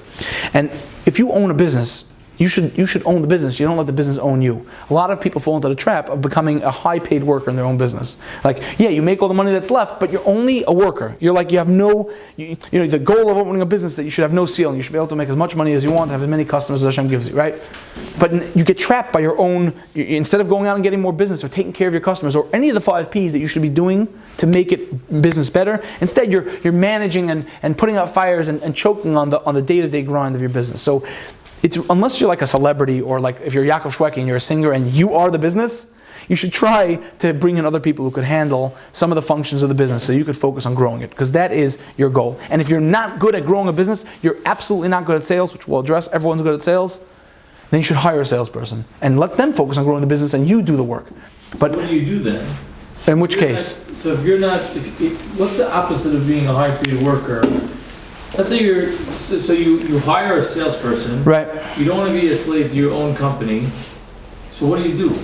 What do you end up doing? Just like you end up managing, quality controlling. Nobody else is going to train your people. No one else is going to lead them. No one else is going to have right. If you have a bunch of people, right? You hire them, put them in a room. I trust you guys, right? Or you hire that you check on them. You have performance reviews. You have weekly meetings, and you set goals, right? Those are also things you could do. You don't have to talk to any customers. But I'm just giving an example of a medium-sized business with 5 employees. Which businesses do you think is going to perform better? The boss that is motivating his employees, talking to them on a regular basis, aligning them with the company's goals. You have 10 guys working in a warehouse packing boxes, right? Imagine if they just pack boxes every day, or if every week you go in and say, just remember, guys, we're fulfilling these orders, we're sending people their Christmas gifts, and we're selling them their candles, and we're making sure they have their gadgets, and we're making sure they have the detergent so they can wash their clothes. This is what we're doing here. Have a great week, guys. Which team do you think will perform better? So that's just one small example of what the business owner could do that no one else could do, that he should make sure that he's doing. Sometimes it's sales. Typically, I mean, most people, most entrepreneurs, most business owners fall into that salesman type of character. That's usually their strength, but it doesn't have to be true. And there are other things that a business owner could do instead of doing the books and doing double entry bookkeeping and QuickBooks and making sure the paychecks went out. Hire a payroll company. You can't afford it right now. Set a financial goal when you're going to say, I know I'm going to pay a fee, but I'm hiring a payroll company. I can't be busy cutting checks. So those are really important things, and they're underestimated. And the difference between successful people, I promise you, the guys who employ 1,000 people in town and 500 people in town and 100 people in town are not cutting the checks. They have a payroll company. And I promise you that they're hiring people as soon as they can. That is the secret to their success. They're shaving off as many of the things that are not efficient for them to do as soon as they can. Not when everything's working perfectly, because nothing will ever be perfect. There's almost no scenario where it will be just perfect and you'll be so comfortable and everything will be financially great that you'll be like, you know what, I really should hire someone. It's always going to be a struggle and a challenge. Always. Okay, that is sort of the introduction. I know it promises to be all about marketing, but we were talking about business and business tactics. So now we're talking about you have a business. Hopefully I've given you some good things to think about and how you run a successful business, what it means. So there are 3 stages in marketing. And before I continue, I just want to show you this book. It's written by a guy from Australia. I don't think it's on the New York Times bestseller or anything, though he does have a recommendation from Al Ries, who's the author of Positioning. If you heard it, it's one of the famous books on marketing strategy. It's called The One-Page Marketing Plan. I encourage you to get it. It's about $15 on Amazon. You can come over and look at it. I'll send out the link. This guy's from Australia, and he basically puts together a lot of what I've said. And if you have the patience, you want to review and you want to follow it along, and almost a workbook for this class. This book is phenomenal. He calls it the One-Page Marketing Plan. I call it the $1 Billion Book, because you can use this book to build a tremendously successful business. Very great book. I highly recommend. 10 out of 10. Okay, so there are 3 stages to marketing. Okay, when I said everything you do is marketing, there's a lot of things to do. How do I decide which things to do? Okay, so there's 3 stages in business. Okay, the first stage is the hardest, the most important, and has the most work involved, and that is, how do you get to know your customers? Sometimes it's the customers that I have. Sometimes it's the customers that I want to get. I'm starting a business. I don't know where to go. I don't know which people to target. Getting to know your customers, either for the first time or getting to know them better, knowing what they want to hear, and then telling it to them in a way that they're going to absorb it the best way. We said last time, the job of a marketer is not to make people buy something that they don't want to buy. It's to connect desire to decision. You want to buy it, let's do something that will make you say, okay, today's the day I click. Today's the day I buy. Today's the day I pull cash out of my wallet. I wanted to buy that bike for a long time. Today is the day I'm buying it from you, here and now. So that's the stage 1. Really thinking about your customer, who they are, what they need to hear, and how they need to hear it. Okay. The second stage is, once you've developed a good strategy. Okay, I know that guy wants to buy a surfboard. I know the slang that he uses to talk about his hobby. I know where to advertise. I know I'm gonna advertise in a surf magazine, or I'm gonna put a banner ad on a website that has cameras that check surf conditions at the beaches. I know where to get him. I know what to say to him, and I know who he is. Right?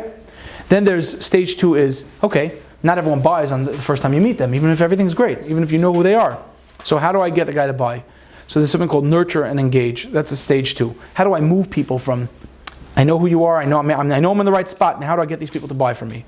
And the third stage is, I've gotten them, how do I keep them, and how do I leverage them to get more of the same? Okay?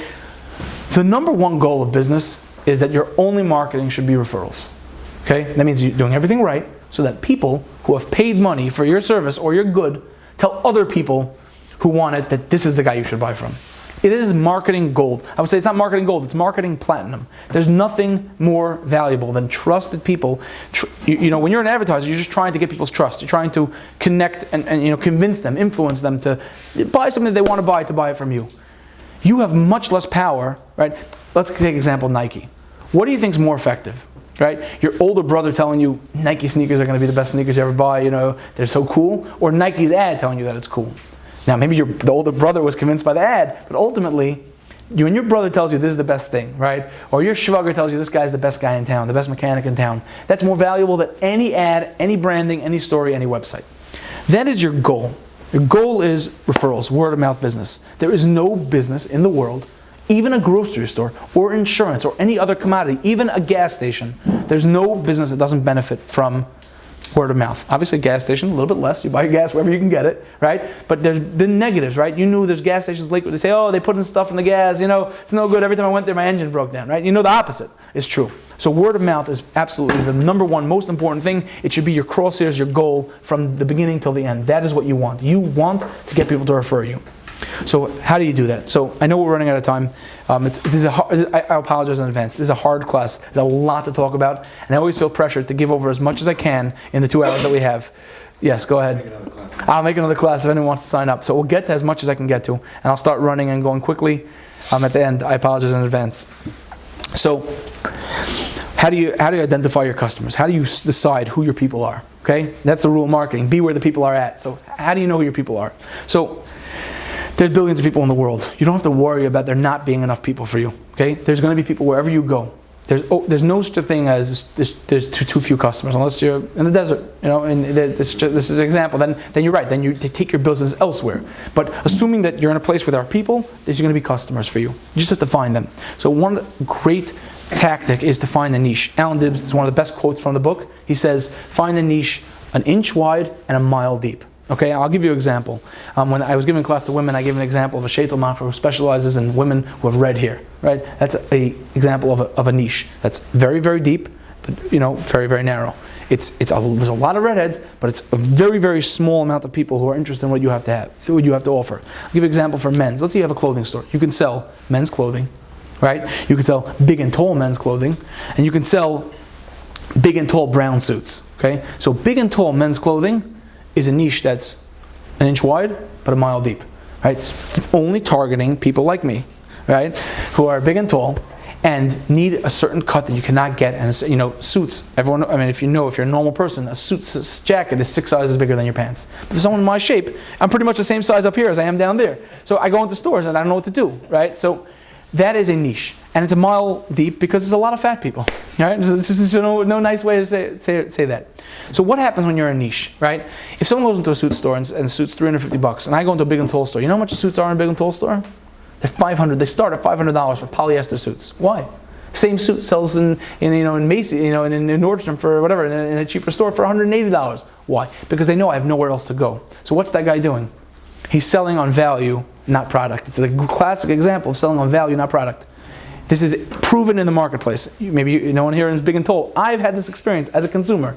And I got frustrated, but I went to 4 different stores and they all have the same thing. They charge a crazy premium because they know that it's inherent. They're not just charging more money. When you sit and think about it, you realize, well, I go into regular stores and I can't find clothing. So they're not just selling me clothing, they're selling me options that I never had before. I can't look good. Other stores are not giving me the option to look good. This store is giving me the option to look good, right? So there's a tremendous value way above.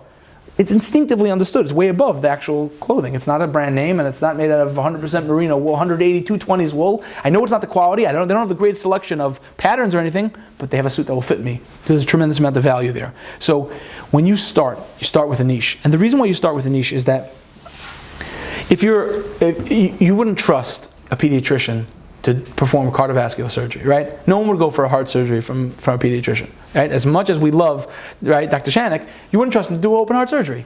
You would trust an open heart surgeon to put stitches in your kid's finger, right? It's very simple.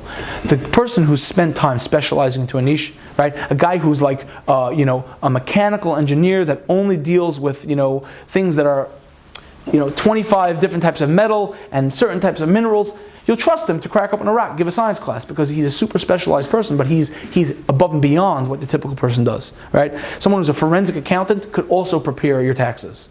If you prepare taxes, you can't be a forensic accountant. You can't go track down people's money, in a case of fraud. So being a niche, number one, allows you right away to charge a premium. So for example, if you sold candle, right, that nobody else could get, right? That's an example of a product. Or a niche, just you specialize, you don't have a store, you don't care, you want to just make money selling candles. I'm just going to give you an example because you're right, you got into business, you found candles, you don't really care either way. But imagine if you could I sell the biggest candles in the world. You can get them from anywhere, but I specialize in big candles. That will also give you what to talk about. I'll talk about why it's great to have big, humongous candles, right? They last forever. They're a conversation starter. You'll naturally start thinking of things that are relevant to your super specific customers. I don't have to have a million things to say. I only have to say things that focus in on one segment of my customers. If I have that Shaitelmacher who specializes in redheads, I can start talking about how their hair is thinner and their shades, there's so many different shades and it's harder to match than someone who has dark hair. It's much easier to match the shade and they're much more expensive and I have a way of making them cheaper. It's like a mirror image. You increase your value with the customer because they understand that you're focusing on them, and it gives you a much tighter focus on what you're going to say and do in marketing. So finding a niche where you could carve out, I'll give you an example. Right? I told you there was 2 landscapers. One guy was successful, one guy wasn't. If we said everyone's grass is growing at the same rate, one guy's successful, one guy's not. Why? I'll tell you why. One guy named his company Big Lot Landscaping, and the other guy called himself Superior Landscaping. So Superior Landscaping, it's just a name picked out of a hat. Yeah, we know superior means better. But is it really better? Big Lot Landscaping set a very specific goal. He's like, I'm going to focus on people who have huge lots, right? Who are, I'm going to go to Jackson, I'm going to go to Tom's River. His focus allowed him to immediately narrow down his focus. Where am I going to advertise? Very simple. Where am I going to advertise? Where am I going to put coupons on cars? Where am I going to go knocking door to door? Only in places with big lots. So number one, I'm going to tend to get bigger jobs. I'm going to have the same conversion rate wherever I go, but I'm going to get more lucrative jobs because they're bigger amounts. Number two is people will feel like I know what I'm doing. I'm capable of handling a larger job. I have better machinery. If I can do big lots, I can probably also do small lots. Small lot guy, maybe he's coming with a hand machine. It's going to take him 15 hours. He's going to charge me. Immediately I distrust the guy. So there's many. I'm running out of time. I would go into more examples, but it's self-understood that by focusing on a niche, figuring out a way to carve out an area that you specialize in will not limit you and will only create a much, much higher value. So you're starting a business or you're in a business, you can take a step back. For example, if I decided today, I'm leaving real estate, I'm going into consulting, I would pick a specialty. I would want to focus only on startups, right? Now, are they the most lucrative? No, and I would have to I'd have to make sure that I'm making money. I'd have to be a mile deep, but I would feel that would be my specialty. I'd focus on industry groups that are focused on startups. I'd make friends with people who are venture capitalists. I'd make friends with people who have run BizTank, right? I would immediately know where to focus my efforts based on the customers that I want to get. And people would come to know, he's not just a marketing guy. If you want a marketing guy for startups, he's the guy to go to, based on what I'd say, where my focus was, and what I actually did. Okay, so if someone said, oh, you're starting a business, go to that guy. Not just any marketing guy, go to the startup marketing guy. So a niche is a tremendous competitive advantage if you can find one. Sometimes it's hard. Sometimes you have to think, sometimes you need help coming up with one. Like, I don't know if a Shaitelmacher ever would have thought, I'm going to focus only on one hair color. Because you just want to get any business you can, right? But if there's 10 ladies in your development, or all Shaitelmachers, right? And they all decide, it's a great business to start for my basement. We all know how to use a comb and a brush and a hair dryer. How do you set yourself away from the pack? Very simple. Make yourself a niche. Will you not take someone who has, another color hair? Of course you will if they come to your business. But you make yourself a niche. You create instant value like that. Okay. The most important thing you can do about your customers when you're brainstorming is to ask questions about your audience. Okay, who they are, not just I want to tell you a story. I really want to say it later, but I'll say it now. A guy called me up, he says he sells books, right? He's a publisher, he sells Jewish books. And one of the things he does is sells novels to schools. So he's like, I said, it's interesting, you called me, I happen to sell books on the side, so I know a little bit of what you're talking about. I said, he's like, how do I get into more schools? So I said, did you ever ask the principals why they order? He's like, are you kidding me? They send in an order, if they buy 100 books, I'm happy. I send them out, it's $3,000, I'm excited, I send them out. I wish I had more of them. I said, why don't you ask your customers? I started asking because I got orders from principals, and one of the things I found out, sometimes you can ask, sometimes you just look at their buying patterns. I found that all my orders come in, September in the new year, when the new school year starts, August and September, when the past year, some schools make their budgets then, and then it's a Hanukkah book, so around Hanukkah time. Those are my two hotspots. I know why, it's self-evident. It's a Hanukkah book, people are either buying it when they're setting their budget, or they're buying it when it comes close to Hanukkah. I said, do you ever ask why people are buying books, why they're buying novels for classroom use? There are principals of prestigious schools, right, where maybe what they want from you is the most cutting edge, the most provocative, the most up-to-date book that no one has. And then there are schools that might have money because they got a grant, they got a Title I, Title III, whatever. They got some sort of grant, and they have to spend the money, and they want the best bang for their buck. They want as many books as they can get. They want to put it in the school library. They want to give it out for prizes for some sort of academic contest, and that's their goal. So what are you going to do? You're going to send out an email. Let's say you know the time. September, you're going to send out emails to principals. Are you going to segment your list? Are you going to send out the same email to everybody? Let's say you send out an email. Books are $5. Get any book you want. Will the progressive principal pick up the phone? Absolutely not. He doesn't want junk. He wants only the things that other people don't have, right? And the guy, and if you put in an ad, controversial book or super expensive book, this book is $40. It's a book that that's a book on the new Jewish approach to chemistry. The guy who wants a lot of books in his library is not interested in this expensive premium product you have. But that principal from Hank or Hafter or some expensive school in a private school in Tennessee, they will. So it's a totally different customer. So you have to asking your customers, getting feedback about why they buy, what they buy, when they buy, where they buy it, how they buy it. Right? People buy things. Do you know where? Do you know when? Do you know how did they come to you? Now, sometimes it's easy. You have a store. They come to the store, but you don't know why they bought. I had a guy who was talking to, we had like some sort of program for students to get their diploma. I said, why do people get their diploma? He said, they want their diploma. I said, that's not the reason why they do it. There's a reason. Either they're yekis and it's like a hashkafa thing, or their kids planning on going to college and he needs to have a high school degree. There are many different reasons why people do what they do. Not everyone follows the same path. There's definitely a main reason why most people do. Right? People hire landscapers because the grass is getting tall. Right? But even then, do you hire a landscaper because you don't want your kids to get ticks? Do you hire a landscaper because there's a homeowners association? There's fees. Do you hire a landscaper because you love you love the way lawns, you have pride in your lawn? It totally makes a difference in the type of promotion you offer, right? If you say I'm going to put in plants, the guy who loves greenery is going to jump at that. If you hire us if you sign a contract with us, we'll put in landscape in the front of your house. But the woman who just wants to make sure her kids don't get ticks, she doesn't want to sign up for a contract. I don't know. I'm not sure if I want to cut my grass. I just need my grass cut. You're not telling me anything. If you tell her, we're going to also partner with a company where if you sign up for a contract, we're going to also do a bug spray. Ooh, now that's attractive to me. You won't know until you ask. You can't assume your customers are just one monolith that they're buying and then you're happy. Okay? And that's if you have customers. If you don't have any customers, you're trying to start a business, so you might need to ask people. You can ask family, you can ask friends, okay? You could just ask people around you so that you get a sense for why someone would buy this thing, why someone would buy your service, right? There's really no way to know till you ask. I had an example where, I may have said it last time, but we have a lounge in one of our buildings. We did a survey for the tenants, what do you want added to the lounge? And the survey was a bunch of drop-down of choices, and one thing we left was fill in the blank.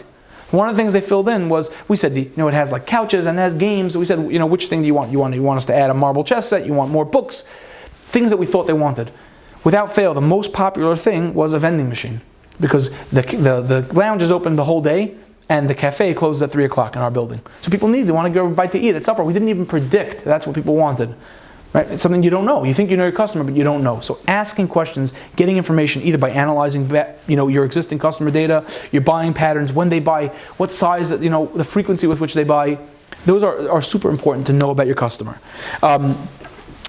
Another very, very important thing is what shared interests do my customers have with the things that I want, right? Let's say you sell bikes. So a guy who sells bikes, he's going to target somebody who likes the outdoors, maybe is physically fit. There's a lot of other shared interests. By analyzing, right, someone who buys candles, right?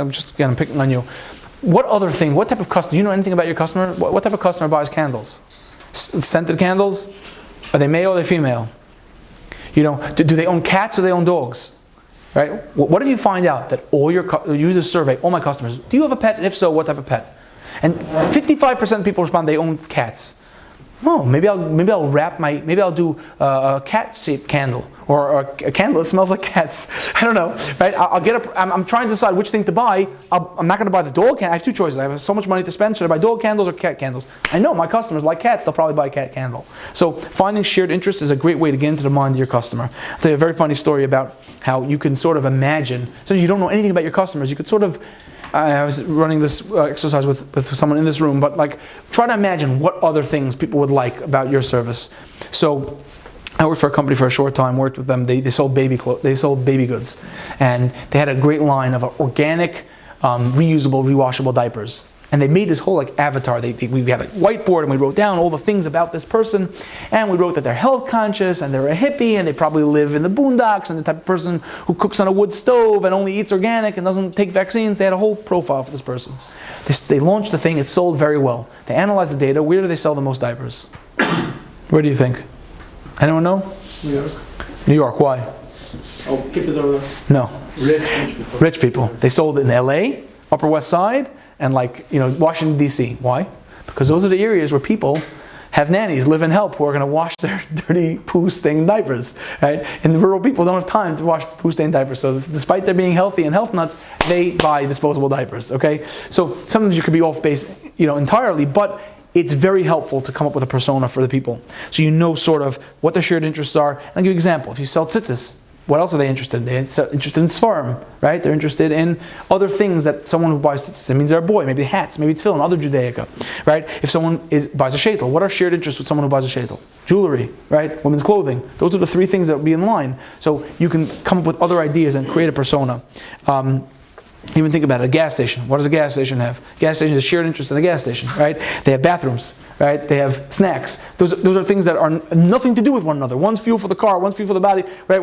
But they're related. They're all related, right? The first gas stations, by the way, I don't know if you know this, gas stations make most of their money from the attached businesses. You will almost never see a standalone gas station. If you do, they're out of business. They're either attached to a body shop or attached to a convenience store because they make no money from gas. It's regulated. You can only charge so much. So even though I did walk into a gas station in Baltimore and this Indian guy had behind him these tombstones like you get from a mortgage company, 750,000 gallons sold, 1 million gallons sold, so he's doing pretty well, I guess. He was right near the highway, but I don't know how much money he made from all those gallons. Could be just made feel good. So you want to find out about your customer, okay? Knowing your customer will enable you also to focus on the most important thing about a product and service, the pain point. Why are people buying this thing?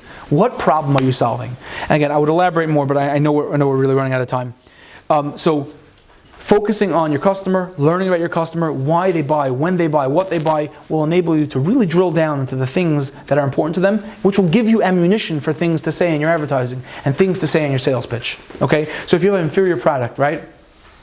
Let's say you have an inferior product, but it does the trick. So why are they buying that inferior product? To do something, to accomplish something in their life. So you make a sales pitch where let's say it's an in-person sale. You say, listen, it's not the greatest, but you know what? I know you have this problem, and it's so much aggravation. And you know what I do? I sell something that takes care of that pain. Is it the best thing? No, but it does the trick. That's a sales tactic that can work, even for something that's subpar, because the person feels like you're focused on them and you're taking care of them. You won't know that till you ask. Okay, let's say you're lucky enough to be doing all this work, either in your existing customers and your new customers, and you see, I'll give you an example of a photographer. All right, you're a photographer. You say, you know what, I could do anything. I could do a lot of photography. So there's something called the PVP test: profit, value, and personal satisfaction. Okay, profit is how much money will I make on this deal after costs. Value is how much value is the person placing on this, and personal satisfaction is how do I feel about this. So the example is a photographer. I could take a family of a photo, right? There's a tremendous amount of profit. I work for an hour, I make $150, right? And maybe there's a lot of personal satisfaction. There's not a lot of value. If you tell someone, I'll take family portraits, I charge $10,000, they'll be like, sorry. I mean, there's a limit to how much, we want to look good in the picture, but 10 grand is too much. You go to a commercial building, right? And the guy says, I need you to take photographs of my multifamily building, right? I want it to look good for a website. You tell the guy $10,000, no problem. Now, it might take a lot of hours. It might work out to only $60 an hour when you could have made $150, but there's a tremendous amount of value. Number one, the total amount of dollars that you brought in. And number two, the fact that you didn't have to chase after more business. You had one guy who provided a tremendous amount of business. Will you have a lot of personal satisfaction? Maybe, if you appreciate taking pictures of architecture. So by taking these three categories, how much money will I make? How much profitable is it? How much total value is there? And how it makes me feel? Just rate them 1 to 5. You could basically say, again, most people don't have this luxury, but if you need a test, it's helpful to sort of rate it 1 to 5 and then say, okay, which thing rates the highest? And that's the thing I'll do. What was that again? PVP? PVP. It's in the outline. Profit, value, and personal satisfaction. Okay? There's another rule important to know. It's called the 80-20 rule. A lot of people have heard this. It's called the Pareto principle. 80% of results come from 20% of the action. 80% of the business comes from 20% of the customers. Anyone disagree with me in the room? Say it again. 80% of results come from 20% of your customers. That's true. Again, if you a grocery store, maybe not like that, but for most businesses and most people, it's like that. And even a grocery store, right? They have their wholesale customers. There's other people who, there's a stock organization that might buy more groceries than 100 other people combined, right? So most of you have good clients or good customers or people you want to get. You really need to focus and realize that again, in the beginning you're hustling, you're trying to get people, or you're in that stage where you can't pick your poison, but you're going to see the small. I just had a situation where we negotiate leases. It's one of the things we do. I negotiated 25,000 square feet of leases without a hiccup. 6 months of negotiating leases, multiple brokers, multiple owners. Everything was smooth, the regular back and forth, negotiated, Baruch Hashem, signed. We had one tenant who we were busy with for 14 months. They're a tenant that has 3,000 square feet, and that's not a lot in commercial real estate. Small tenant. They couldn't figure it out. They kept on involving a million people. It was such a time suck. I must have put in 25, 30 hours myself. Forget about everyone else who was involved. Negotiating and renegotiating. Now, I can't get rid of them. There's nothing I can do, but it's not like I have a choice. And it works. But that is the fact. Reality is you're going to spend a lot more time on the 20% than the 80%. So when you're trying to do marketing, when you're trying to keep people happy and stuff like that, focus on the 80. Try to focus on the 20% that's producing 80% of the results. Right? If you're going to do anything for anybody, make sure it's for the good customers, because it's not like you'll get another one like that. Those are your whales. Those are your good customers. You have to try to zero in and just realize there's going to be a correlation. One day you're going to look back and say, "This is happening to me. 20% of my problems are coming. 80% of my problems are coming from 20% of bad customers, and 80% of my results are coming from my 20% of good customers." Okay, same thing in the marketing efforts. You're going to do things. 20% of what you're going to do is going to produce 80% of the results. And there's no way to know that until you do a number of things. Okay, so once you've done all this work and analyzing who your customers are and knowing who they are, where they are, what they do, when they do it, what you say to them should be self-evident. Okay, what you say to them should be, you should know very much what to say. If I don't know what you want, then I don't know what to say to you. But if I know that you want an unstuffed toilet, if I know you don't want ticks in your backyard, if I know you want a luxury condo, I know what to say to you. Okay, so we'll more talk about how to reach your audiences. Okay, so like I said before, we don't have to repeat it, but general marketing, just getting your name out there, general marketing, not a good idea unless everything else is going well for you. If nothing else left to do in your arsenal, nothing else to improve, then do branding ads. Otherwise, focus on direct response ads. And by direct response ads, I mean the following. We talked about it last time, but I'll repeat it. Sales. The number one way to get business is to do sales. Whether it's putting yourself out there, going to meet new people, going to meet new customers, being active in sales. If you can't do sales yourself, hire a salesperson. Referrals, like I said, that's gold. That is, sales and referrals go hand in hand. That is what you want. That should be your goal. Every marketing effort, everything you decide is, how can I get more referrals? How can I get people to refer me? You build it into your process, right? Two ways to get referrals, and I'll skip ahead because we're not going to get to it, but 2 ways to get referrals. Number 1 is set an expectation, right? You meet with someone, you do it, you say, not obviously in the sale period. When you close a deal with somebody, usually there's a period where you close a deal, right? They sign on the dotted line, and then you perform a service for them or sell them something. Say, one of the ways I grow my business, we really work hard to fill XYZ, need. We're always looking to help people with XYZ thing. One of the ways we grow our business and keep our prices reasonable is we ask for referrals. And if you really appreciate, and if we deliver on our promises, we really would like, and we'll follow up with you. And if you could just send us out, someone else will be interested. By setting an expectation, you don't feel like a nudge and a schnurr coming the next time and asking for that referral. You've told them that's what you expect. That's part of the relationship. Number 2 is you should never feel like a schnurr. If you have a valuable service that people are paying good money for, just analyze it. You're not selling something to people they don't need. You're giving people things that they need and want. So I said this last time, Zig Ziglar says, you have a moral obligation. If you have a valuable product or service, you have a moral obligation to sell it. Right? You have something that if they don't take it, their lives will be poorer. And with it, their lives will be richer. Simple as that. So referrals are very, very important. Another direct response tactic is trackable things. Okay? And that means if you do run an ad, put in multiple phone numbers. Okay? Put in multiple offers. Let's say you're running in Lakewood. You have the BP, the voice, and the shopper. Let's just say. And you run an ad in all 3. It's expensive to run an ad in all 3. Now, maybe you'll get great response from all 3, but maybe not. How will you know which one's working? And just because people tell you, if you ask them where you saw the ad, a lot of times someone saws the ad and then tells their shvager and tells their brother, I saw your ad in such and such a place. They never even saw your ad. But one way to track it, or they don't remember which one they saw it in. One way to track it is give yourself an edge. Put one The same value, put one, buy one, get one, put one 50% off. Now you know whichever offer they're asking you for, that's a way to track it. That's a tactic. It's also helpful, it's even online sales. You could run the same promotion. There's a company called BigCanvas.com. I buy a lot of things from them for buildings, it's cheap art. I was literally on 2 different computers in the office and I was getting a different promotion. One was 47% off and one was like buy 2, get 1, the third free. It was like the same offer, same day, different computers in the same office getting a totally different banner ad, different experience. Why? They A/B test that, they see which one gets more conversions, they see which one works, right? You should do the same, it's not hard. If you're doing promotion, even if it's in door-to-door sales, give a different pitch to each guy. You're going to calling 10 people today, give 5 people one pitch, 5 people a different pitch, see which one works. Analyze what you're doing and then work backwards. Okay, that's trackable. You can see what works. Partnerships, we spoke about this, but this is like the best way to do business. Okay, either a revenue share with somebody who can directly send you business, a quid pro quo where you could send them, they could send you if you're in a related business, and referral fees. Straight up, it happens all the time. If you refer somebody, it will give you a fee. It happens in real estate when you bring investors. It happens anywhere. It happens in the brokering world. Getting people who are in line with your business, are in the mix with what you do, and not competing with you is a great way, because those people are focused on the same people you are. Okay, I'll give you an example of that. I mean, let's say you're a part of. I'm just skipping ahead. You could be part of a larger sales cycle that you don't know about. Okay, let's say you're a mover. Okay, how does someone move? Well, typically they buy a house, right, or they're renting a house, but very often they buy a house, right. Then they need a mover to move them from place one to the new place. Right? Then they need to get furniture, blinds, other things that you don't get right away in the move, things that don't come with the old house, right? Then, especially furniture, because the stuff that fit last time doesn't fit into this place. Then maybe they want to get a landscaper. Then maybe they want to get, if you really back up, if you're a school trying to get new kids, they're somewhere in the sales funnel. Sales funnels follow predictable paths. Google even has like a service, I don't know exactly what it's called, where they can track people and give you advertisements for people that don't even know they need the thing that you sell yet. Right? If someone's planning a ski trip, all of a sudden they'll show them an ad in their inbox. It's specifically for inbox marketing for skis or ski lessons in Aspen. I just researched. I didn't even know I was there yet. Or a restaurant that has after sunset specials in Aspen, Colorado, because that is the sales cycle from the beginning to the end. Now that's one guy buying the same things, but you could be part of something totally else. So if you're a mover, a great partner for you is a real estate agent.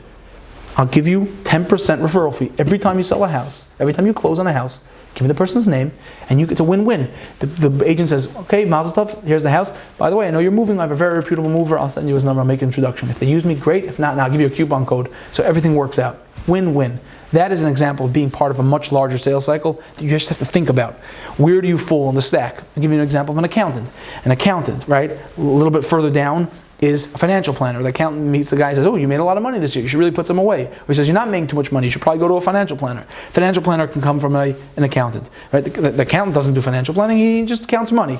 The next guy down might be the life insurance guy or a 401k guy. Right? The guy says, listen, one of the things you should do is probably get life insurance. So those 3 people are pretty much in a non-competitive sales funnel that one doesn't know about the next. So those type of, when you analyze where am I in this food chain, you could find a lot of opportunities for marketing and partnerships. Very, very important. Again, we said it before, so I'll just move forward quickly, but marketing that's on brand. You have a lot of things to do. Make sure the thing that you're doing is on brand, right? If you're an accountant, you shouldn't be sponsoring going to the YTT Expo. There's no shaykhs, nothing to do. Not only are your customers not there, but it's just off brand for you. You say, oh, I'll just get in front of a lot of people. You want to be on brand. You want to be focused, because it's not just about protecting your image. It's also about where you're going to get results from, right? If you know what's important to you, and therefore you know reflectively what's important to your customers, you're going to know where to meet them and stay on brand. So you ask your question, is this going to build my brand just because I can get in front of a lot of people, or is this going to be off brand, right? I would probably show up at a business conference. I wouldn't show up at an educator's conference. I might get in front of a lot of people, and maybe someone in the crowd also has a business, but it's a waste of time and effort. It's not an opportunity that I should pursue. So being on brand. We can literally go through a whole course on advertising.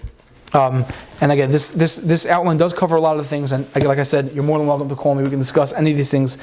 But the most important thing to keep in mind with advertising, if you're going to do it in promotion, is not only what you say and what's important to them, because you've thought a lot about your customer, but where are they going to see it, when are they going to see it, right? If you're a grocery store, advertising dinner specials, when should you advertise? Anyone know? In the morning? Nope. From 3 to 5. Mothers in their cars, doing carpool, picking up kids from school. If they're in the car, they're probably not ready to make supper. So they come just from work, right? They trade off with their husband. That's a perfect time. Like, be on Kolbarama in Lakewood, right? If we're doing a special, season says, we're doing, supper for $6, $45. Come and get it. Hot.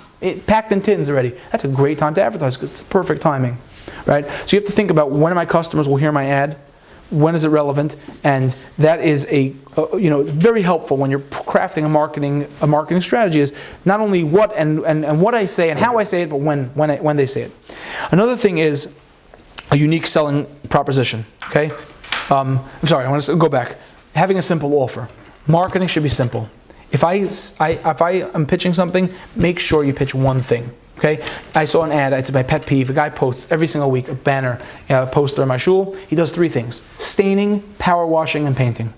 Nobody needs all 3. Okay, nobody. So what happens is, always every week he pays one for every week. Good thing to always have your ads up. You should be as persistent as you can afford to be, for sure. I think that's true. But instead of running one ad a week about painting, which will resonate with a guy whose wife just complained the paint's peeling, paint the house, right? Another guy who has a deck that doesn't look good, he knows it needs staining, and another guy, the side of his house is green, he needs power washing. The 3 different guys, not likely all 3 things you'll need. People feel like when you're spending money on marketing or when you're doing any promotion, I got to put everything into it. So that everyone will know what I do. I'm spending money. I got to make sure that works. You have to have a simple offer. Simple, keep it simple. And I'd rather you alternate what you're saying in different ads, but one message. People cannot process so many things. And putting out a message that's divided into 3 means 3 times as little relevant to the people who need it, instead of one solid, clear message. A unique selling proposition. How can you get, one of our guests asked a question earlier, how can you sell a mediocre product? How can you sell something that's a commodity product, right? What can you do? Well, think about Geico, right? Geico has a unique selling proposition. What do they sell? Right? They have their 15 minutes can save you 15%, but also what they sell is entertainment. They're funny. They're just simply funny. Their ads are entertaining. So there's everyone needs auto insurance. Their unique selling proposition is, we're funny, we're entertaining, we're a happy, fun company, and we could save you money. Roadside assistance. What? They also have roadside assistance. They also have roadside assistance. I would say, I've said in previous classes, that if Geico didn't provide what they say they would, then all their funny ads wouldn't count for anything, right? They actually do perform. If you have a problem, if you have Geico and you have a crash, they're going to come help you, right? If you file a claim, they're going to fill your claim. Otherwise, you wouldn't use them. We're not discussing that. But when you have a commodity or you don't have a competitive advantage in product, you have to make a unique selling proposition. That could be the way you sell. That could be something as simple as giving your guys a uniform, right? Let's go back to an example of a mover. How many times have you moved? People in this room, almost everyone's used a mover. Your guys show up, ragtag bunch of guys in t-shirts and sweatshirts and jeans, right? What would it look like if they all wore matching red t-shirts or matching red sweatshirts? As a business owner, all of a sudden you've created a thing. Look for, ABC movers, look for our guys in their red sweatshirts. It sounds silly, but it works. It works all the time, right? Starbucks has green cups, right? It's just that. Right now there's no shortage of premium coffee. But one of the things that makes them distinctive is their green cup. And they don't say it, but it works for them. Their unique selling right now, their unique selling point could be one of the things is the green cups. Something as silly and as little as that could make all the difference between having something to say and having nothing to say. Okay? It happens all the time, and now out in the world, people will say, "We're a women-owned contracting company. We're a Latino welding company." Well, for some reasons, it's a practical advantage because let's say universities want to have diversity hires, so they'll give you more business. That's a practical reason to tout it. Another reason is does it make you more capable because you're Latino or a woman? No. Right? But it's something to say, it's something to sell. Just having something unique to sell can already be an advantage. First of all, like I said, diversity hires or Latino people looking to hire a welding company might hire a guy, right? Look in our community, right? People are more comfortable. But just having a name to something, just having a little edge to something, a unique selling point, a unique selling proposition is very valuable. 1-800-GOT-JUNK is a great example. I think I used it last time. But there's no chachma to picking up junk. Guys show up with a truck, they take the garbage, they put it in the back of the truck. Why is 1-800-JUNK successful? Because they have a very distinct thing. Our 1-800-GOT-JUNK trucks, right? You see them everywhere. So anyone could paint it on the side. You're right, they could, but they don't. That's a company that knows how to have a unique selling proposition in a very, very commodity, the same market. It's just the very same. And their name is their number. That's another practical advantage. That's a double whammy. But just by painting their trucks distinctively, that makes them special. That gives them something to say. naming your service. If let's say you do something, right, you can give it a name, right? So let's say you do landscaping, right? You do landscaping. Instead of calling it a landscape server, you can call it, the green trim or the deluxe front lawn finish. You give it a name. Apple's very good at this. They have their Apple Bar and their Apple Genius. It's just tech support, right? But they have these names for the things, and it sort of gives it an aura. It's a trick. It doesn't cost you any money, but if you could figure out a way to give a normal name to something that makes sense, and obviously the better the name, the more value it will have. But naming your service or your goods is very, very powerful. I mean, that's why Tylenol is better than acetaminophen, right? It's a brand name, not just a brand. It's just a better name. It just sounds better. It is better. Be bold. Okay, this is super important, as people are so afraid to do this. If you're good at what you do, right? And let's just assume that if someone pays you to do something, that's the definition of being good at your job, for the most part. You're a professional. That means you do this professionally. You do this for a living. You do service X or good X, right? People come to a pizza store, they buy pizza, they paid you money, they enjoy the pizza, they come back. If you have a pizza store that sells pizza, you are good at selling pizza. Imagine a pizza store put out an ad, best pizza you ever tasted, or satisfaction guaranteed or your money back.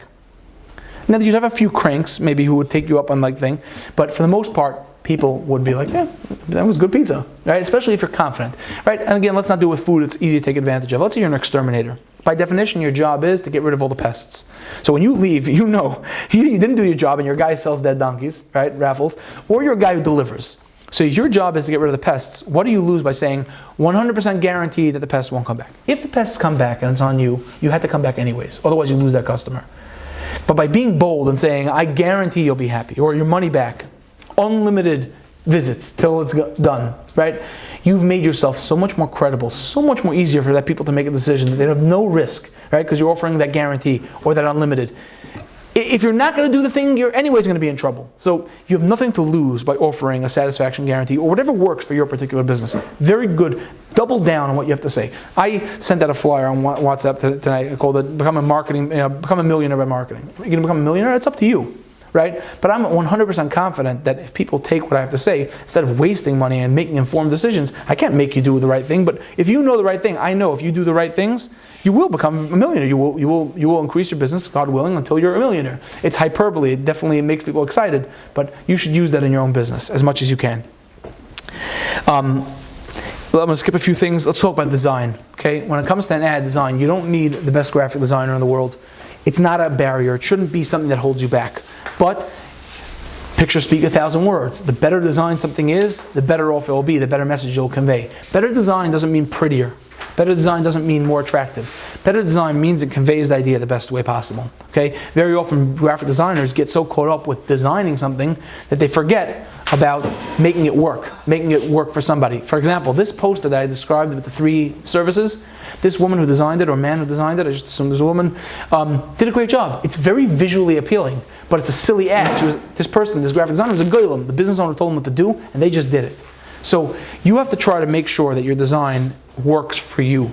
Don't be bowled over by a graphic designer, and you don't need the best graphic design. Today, I would say there's plenty of ways to do something. If you can't afford it, if you're absolutely bootstrapping, I would say that's like that. If you're absolutely bootstrapping, go on canva.com where you can get free templates for almost any business. They look great. If a little bit more money, you go on Fiverr or Fiverr Pro. And when you hit a certain benchmark, when you know you have enough, you can go to someone who's a professional graphic designer. Hopefully, by being in the trenches yourself in the design, you'll also know what works and what doesn't work. You'll leverage their brain and their talent and their creativity to do the best job, but you will already know what works in a design and what doesn't. And they'll do the best execution, hopefully, but you'll know how to direct them much better.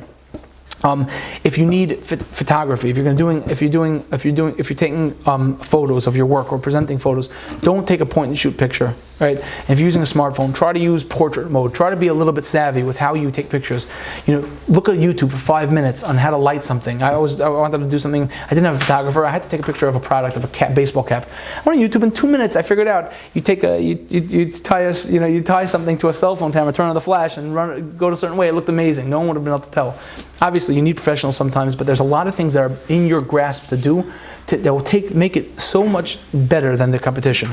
If you can't find a picture of your own, use stock images. They cost money, but there's plenty of sites where they're free, and they're on the list. Okay?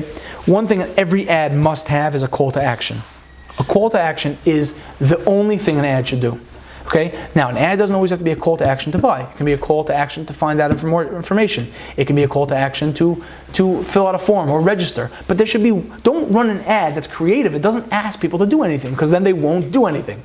If you think you're going to just run an enticing Nike ad and someone's going to pick up the phone to buy the Nike ad from you, you're mistaken. So make sure there's a clear call to action. When you read it, you should be very simple and say, do I know what this ad wants me to do? Yes. If I don't, go back to the drawing board. Okay? I was saying about Amazon and business, but it goes same thing with marketing. Today there's social media, there's so many ways, there are free channels and stuff like that, but you should always have multiple sources of business. Whether it's an ad in business, like I said, we make a partnership. Don't just make one partnership, make multiple partnerships. Don't just advertise in one place or build a channel in one place. Try to build a channel to people and set yourself up as an expert and educate people, right? In multiple places. Have a website. You can throw up a website these days for nothing. Wix, Weebly, Google. If you sign up for Google My Business, they send you a postcard, you get put on Google Maps, and they give you a free website. It's functional. So is it the best website in the world? No, but you're now online, selling 24/7 to the whole world. Okay? So it's very important that you build up multiple channels to get to people. Advertising, return on investment. You should, like we said in the beginning, you have to measure things, you have to set goals. There should be some sort of measurement. Like, don't just run an ad and say, someone told me, I ran an ad, I got good response. I said, you got good response? What do you mean? Oh, a few people called me. Is that the goal that you set for it? Is it working or not? A lot of people get convinced. He has a word for it, it's called hopium.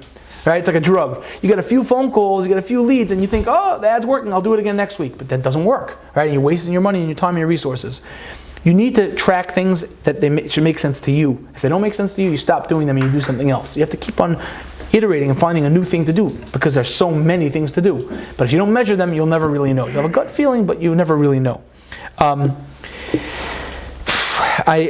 really want to get through so many things, but there's You don't believe it? what? You don't believe in LinkedIn? I do believe in LinkedIn. So I have a beware of shiny object case, so it's very misleading. Everything has its place and time. It has to work for you, right? So I post regularly on LinkedIn. I think it's phenomenal. I think there are people who are very successful there. If you sell surfboards, LinkedIn's probably not the best place for you. Instagram probably the best place for you. It all ties back to when you think really about what your customers. You don't just chase everything, right? People are like viral videos and make a viral video. You know what a viral video is? It's like a monkey banging a drum on a corner. When you walk by, you look at him, but 2 seconds later, you forgot that he was ever there, right?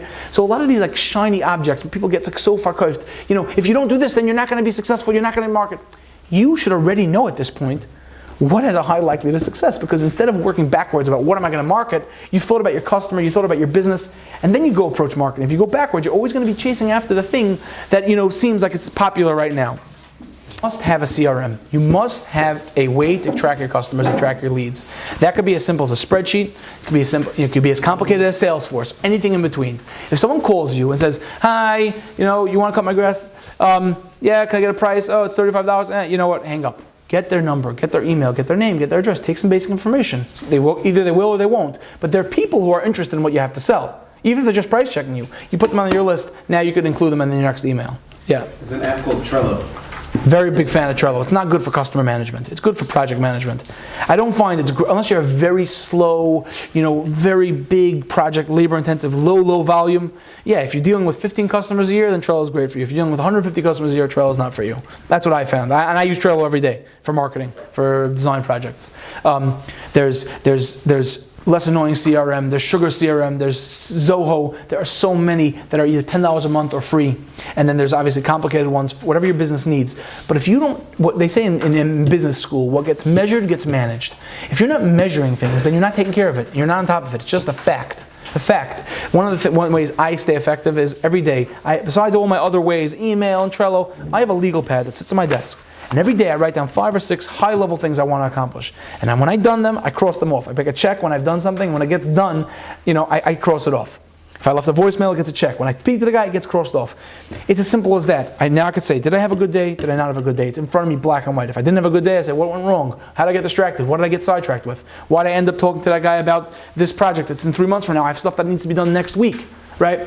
So it's same things in sales. You're working so hard and bringing people into the top of the funnel. Not all of them are going to make it to the bottom, right? A funnel is a very bad metaphor. A funnel is like big wide on the top and it goes down to the bottom. It's a way of getting a lot of volume down to a small narrow opening. A sales funnel is not a funnel. It's really like a sieve. It's like, like a sifter. People stay at certain levels till finally you get to the bottom of the people who are going to pay you money. So if you're not measuring and keeping track of these people, you're gonna really, really suffer, and you're not gonna be able to follow up on the hottest leads, and you're gonna constantly be a hunter and chasing new information when you already have things. Site visitors who didn't buy, people who called you to price check that didn't buy. All those people are very, very valuable to you going forward. So get a system to collect leads, and just even the most rudimentary system, a Google form, a Google spreadsheet, you can have it wherever you go. Name, email, phone number, whatever you can get. Looking professional, okay? Looking professional is a big concern for a lot of people, especially in new businesses. How do I look professional? Either they don't do stuff because they're afraid they don't look professional enough, and they're not sure how. It's really not so hard, okay? If you're afraid of not looking professional and you don't go out and get customers, you're definitely not going to make money, okay? No matter how professional you think you might be. Second of all, every business stumbles and fails, right? So you don't have to worry about that. Number 3 is, it's so easy to become professional. You want to get a good address? Get an office in WeWork or register at Regis. For a few bucks a month, you can have a prestigious address. You get a 212 area code. You can get, like I said, you can get a template website that looks gorgeous for $175 a year and another $50 a year to GoDaddy. You get a domain name. You have an email with @your-company. You go from looking like a schlub to looking professional overnight for, I would say, $250 total. Any business can look way, way, way more professional. And if you want to call it the 80-20 rule, you can be at 80% professional for $250. The rest of the way is a lot harder. Recurring. You have to pay it for domains, you have to pay for a website. But you can have your own website, have your own blog, have your own channel, something that you own that nobody can take away from you, literally overnight and for very, very low cost. So I encourage you to look, if that's what's holding you back, or feel like you could grow your business that way, take advantage of what's available and out there. We're going to skip. So that's nurturing leads, getting them to buy. There's a lot more to cover. I'm sorry, we don't have the time. I think stage 3 is short, but really, really important, okay?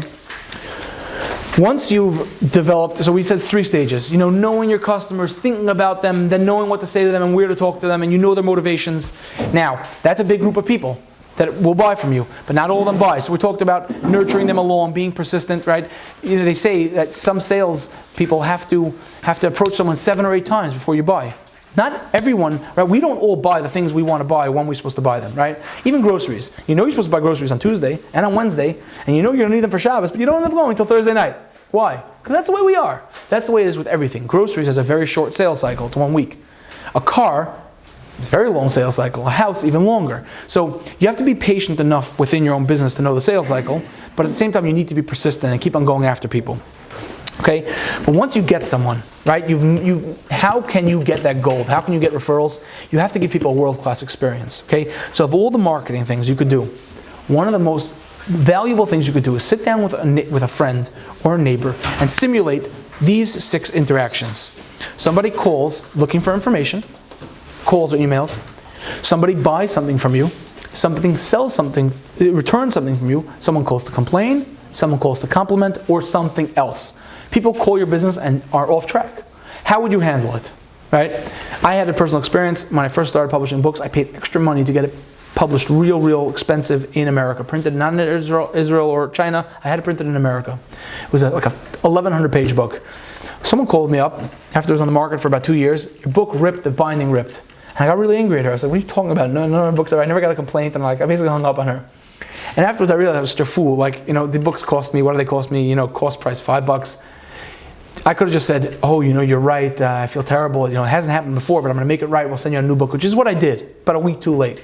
So I turned someone who could have been a customer advocate, like, oh, the book ripped, and they called me. They said, even though they printed in America, he sent me out a new one. She would have told all her friends, right? I lost an opportunity to handle something correctly just because I had never experienced it. Very often, people are not trained. They don't know. How many times have you had that? You go to a store and someone treats you like garbage because it was either due to lack of training, which is a P of people, right? Proactively, or just they never experienced it. They didn't know the right answer. So just giving the people who you work with a world-class experience, you don't need to take them to a 5-star hotel. When they wear a world-class experience, what we mean is basic human decency, which is not given by most companies. Right? You call big companies and you're on customer service. It takes you 45 minutes to settle something with your gas bill. Right? People who you pay money to don't treat you properly. You cannot underestimate the value of being treated properly. And in order to treat people properly, you need to prepare. So it's a very simple exercise. Go through the 6 basic functions of your business and just talk it through. Okay, this happens, and then they want to buy something. Do I have a way of getting it to them? Do you ship it? I don't know. All my customers, let's say a grocery store, people come to the grocery store and buy. Now someone says, can you deliver? I never did delivery before. How do I know? Oh, well, you talk it through. You decide. Do we offer delivery? Do we not offer delivery? And the reasons why yes, why no. So just simulating the interactions your business will have with customers will give you tremendous benefit, preparation, and insight into ways you can improve. You might be like, you know what? I know what the answer is going to be, but that's a terrible answer. We should really fix that. We should really offer pickup, or we should offer delivery.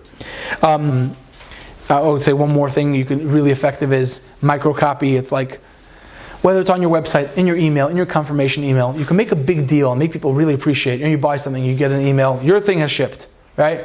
What if instead you send out a confirmation email, get ready, take a deep breath. That thing you ordered, it's on its way. Your life will be changed. You know how much you wanted this.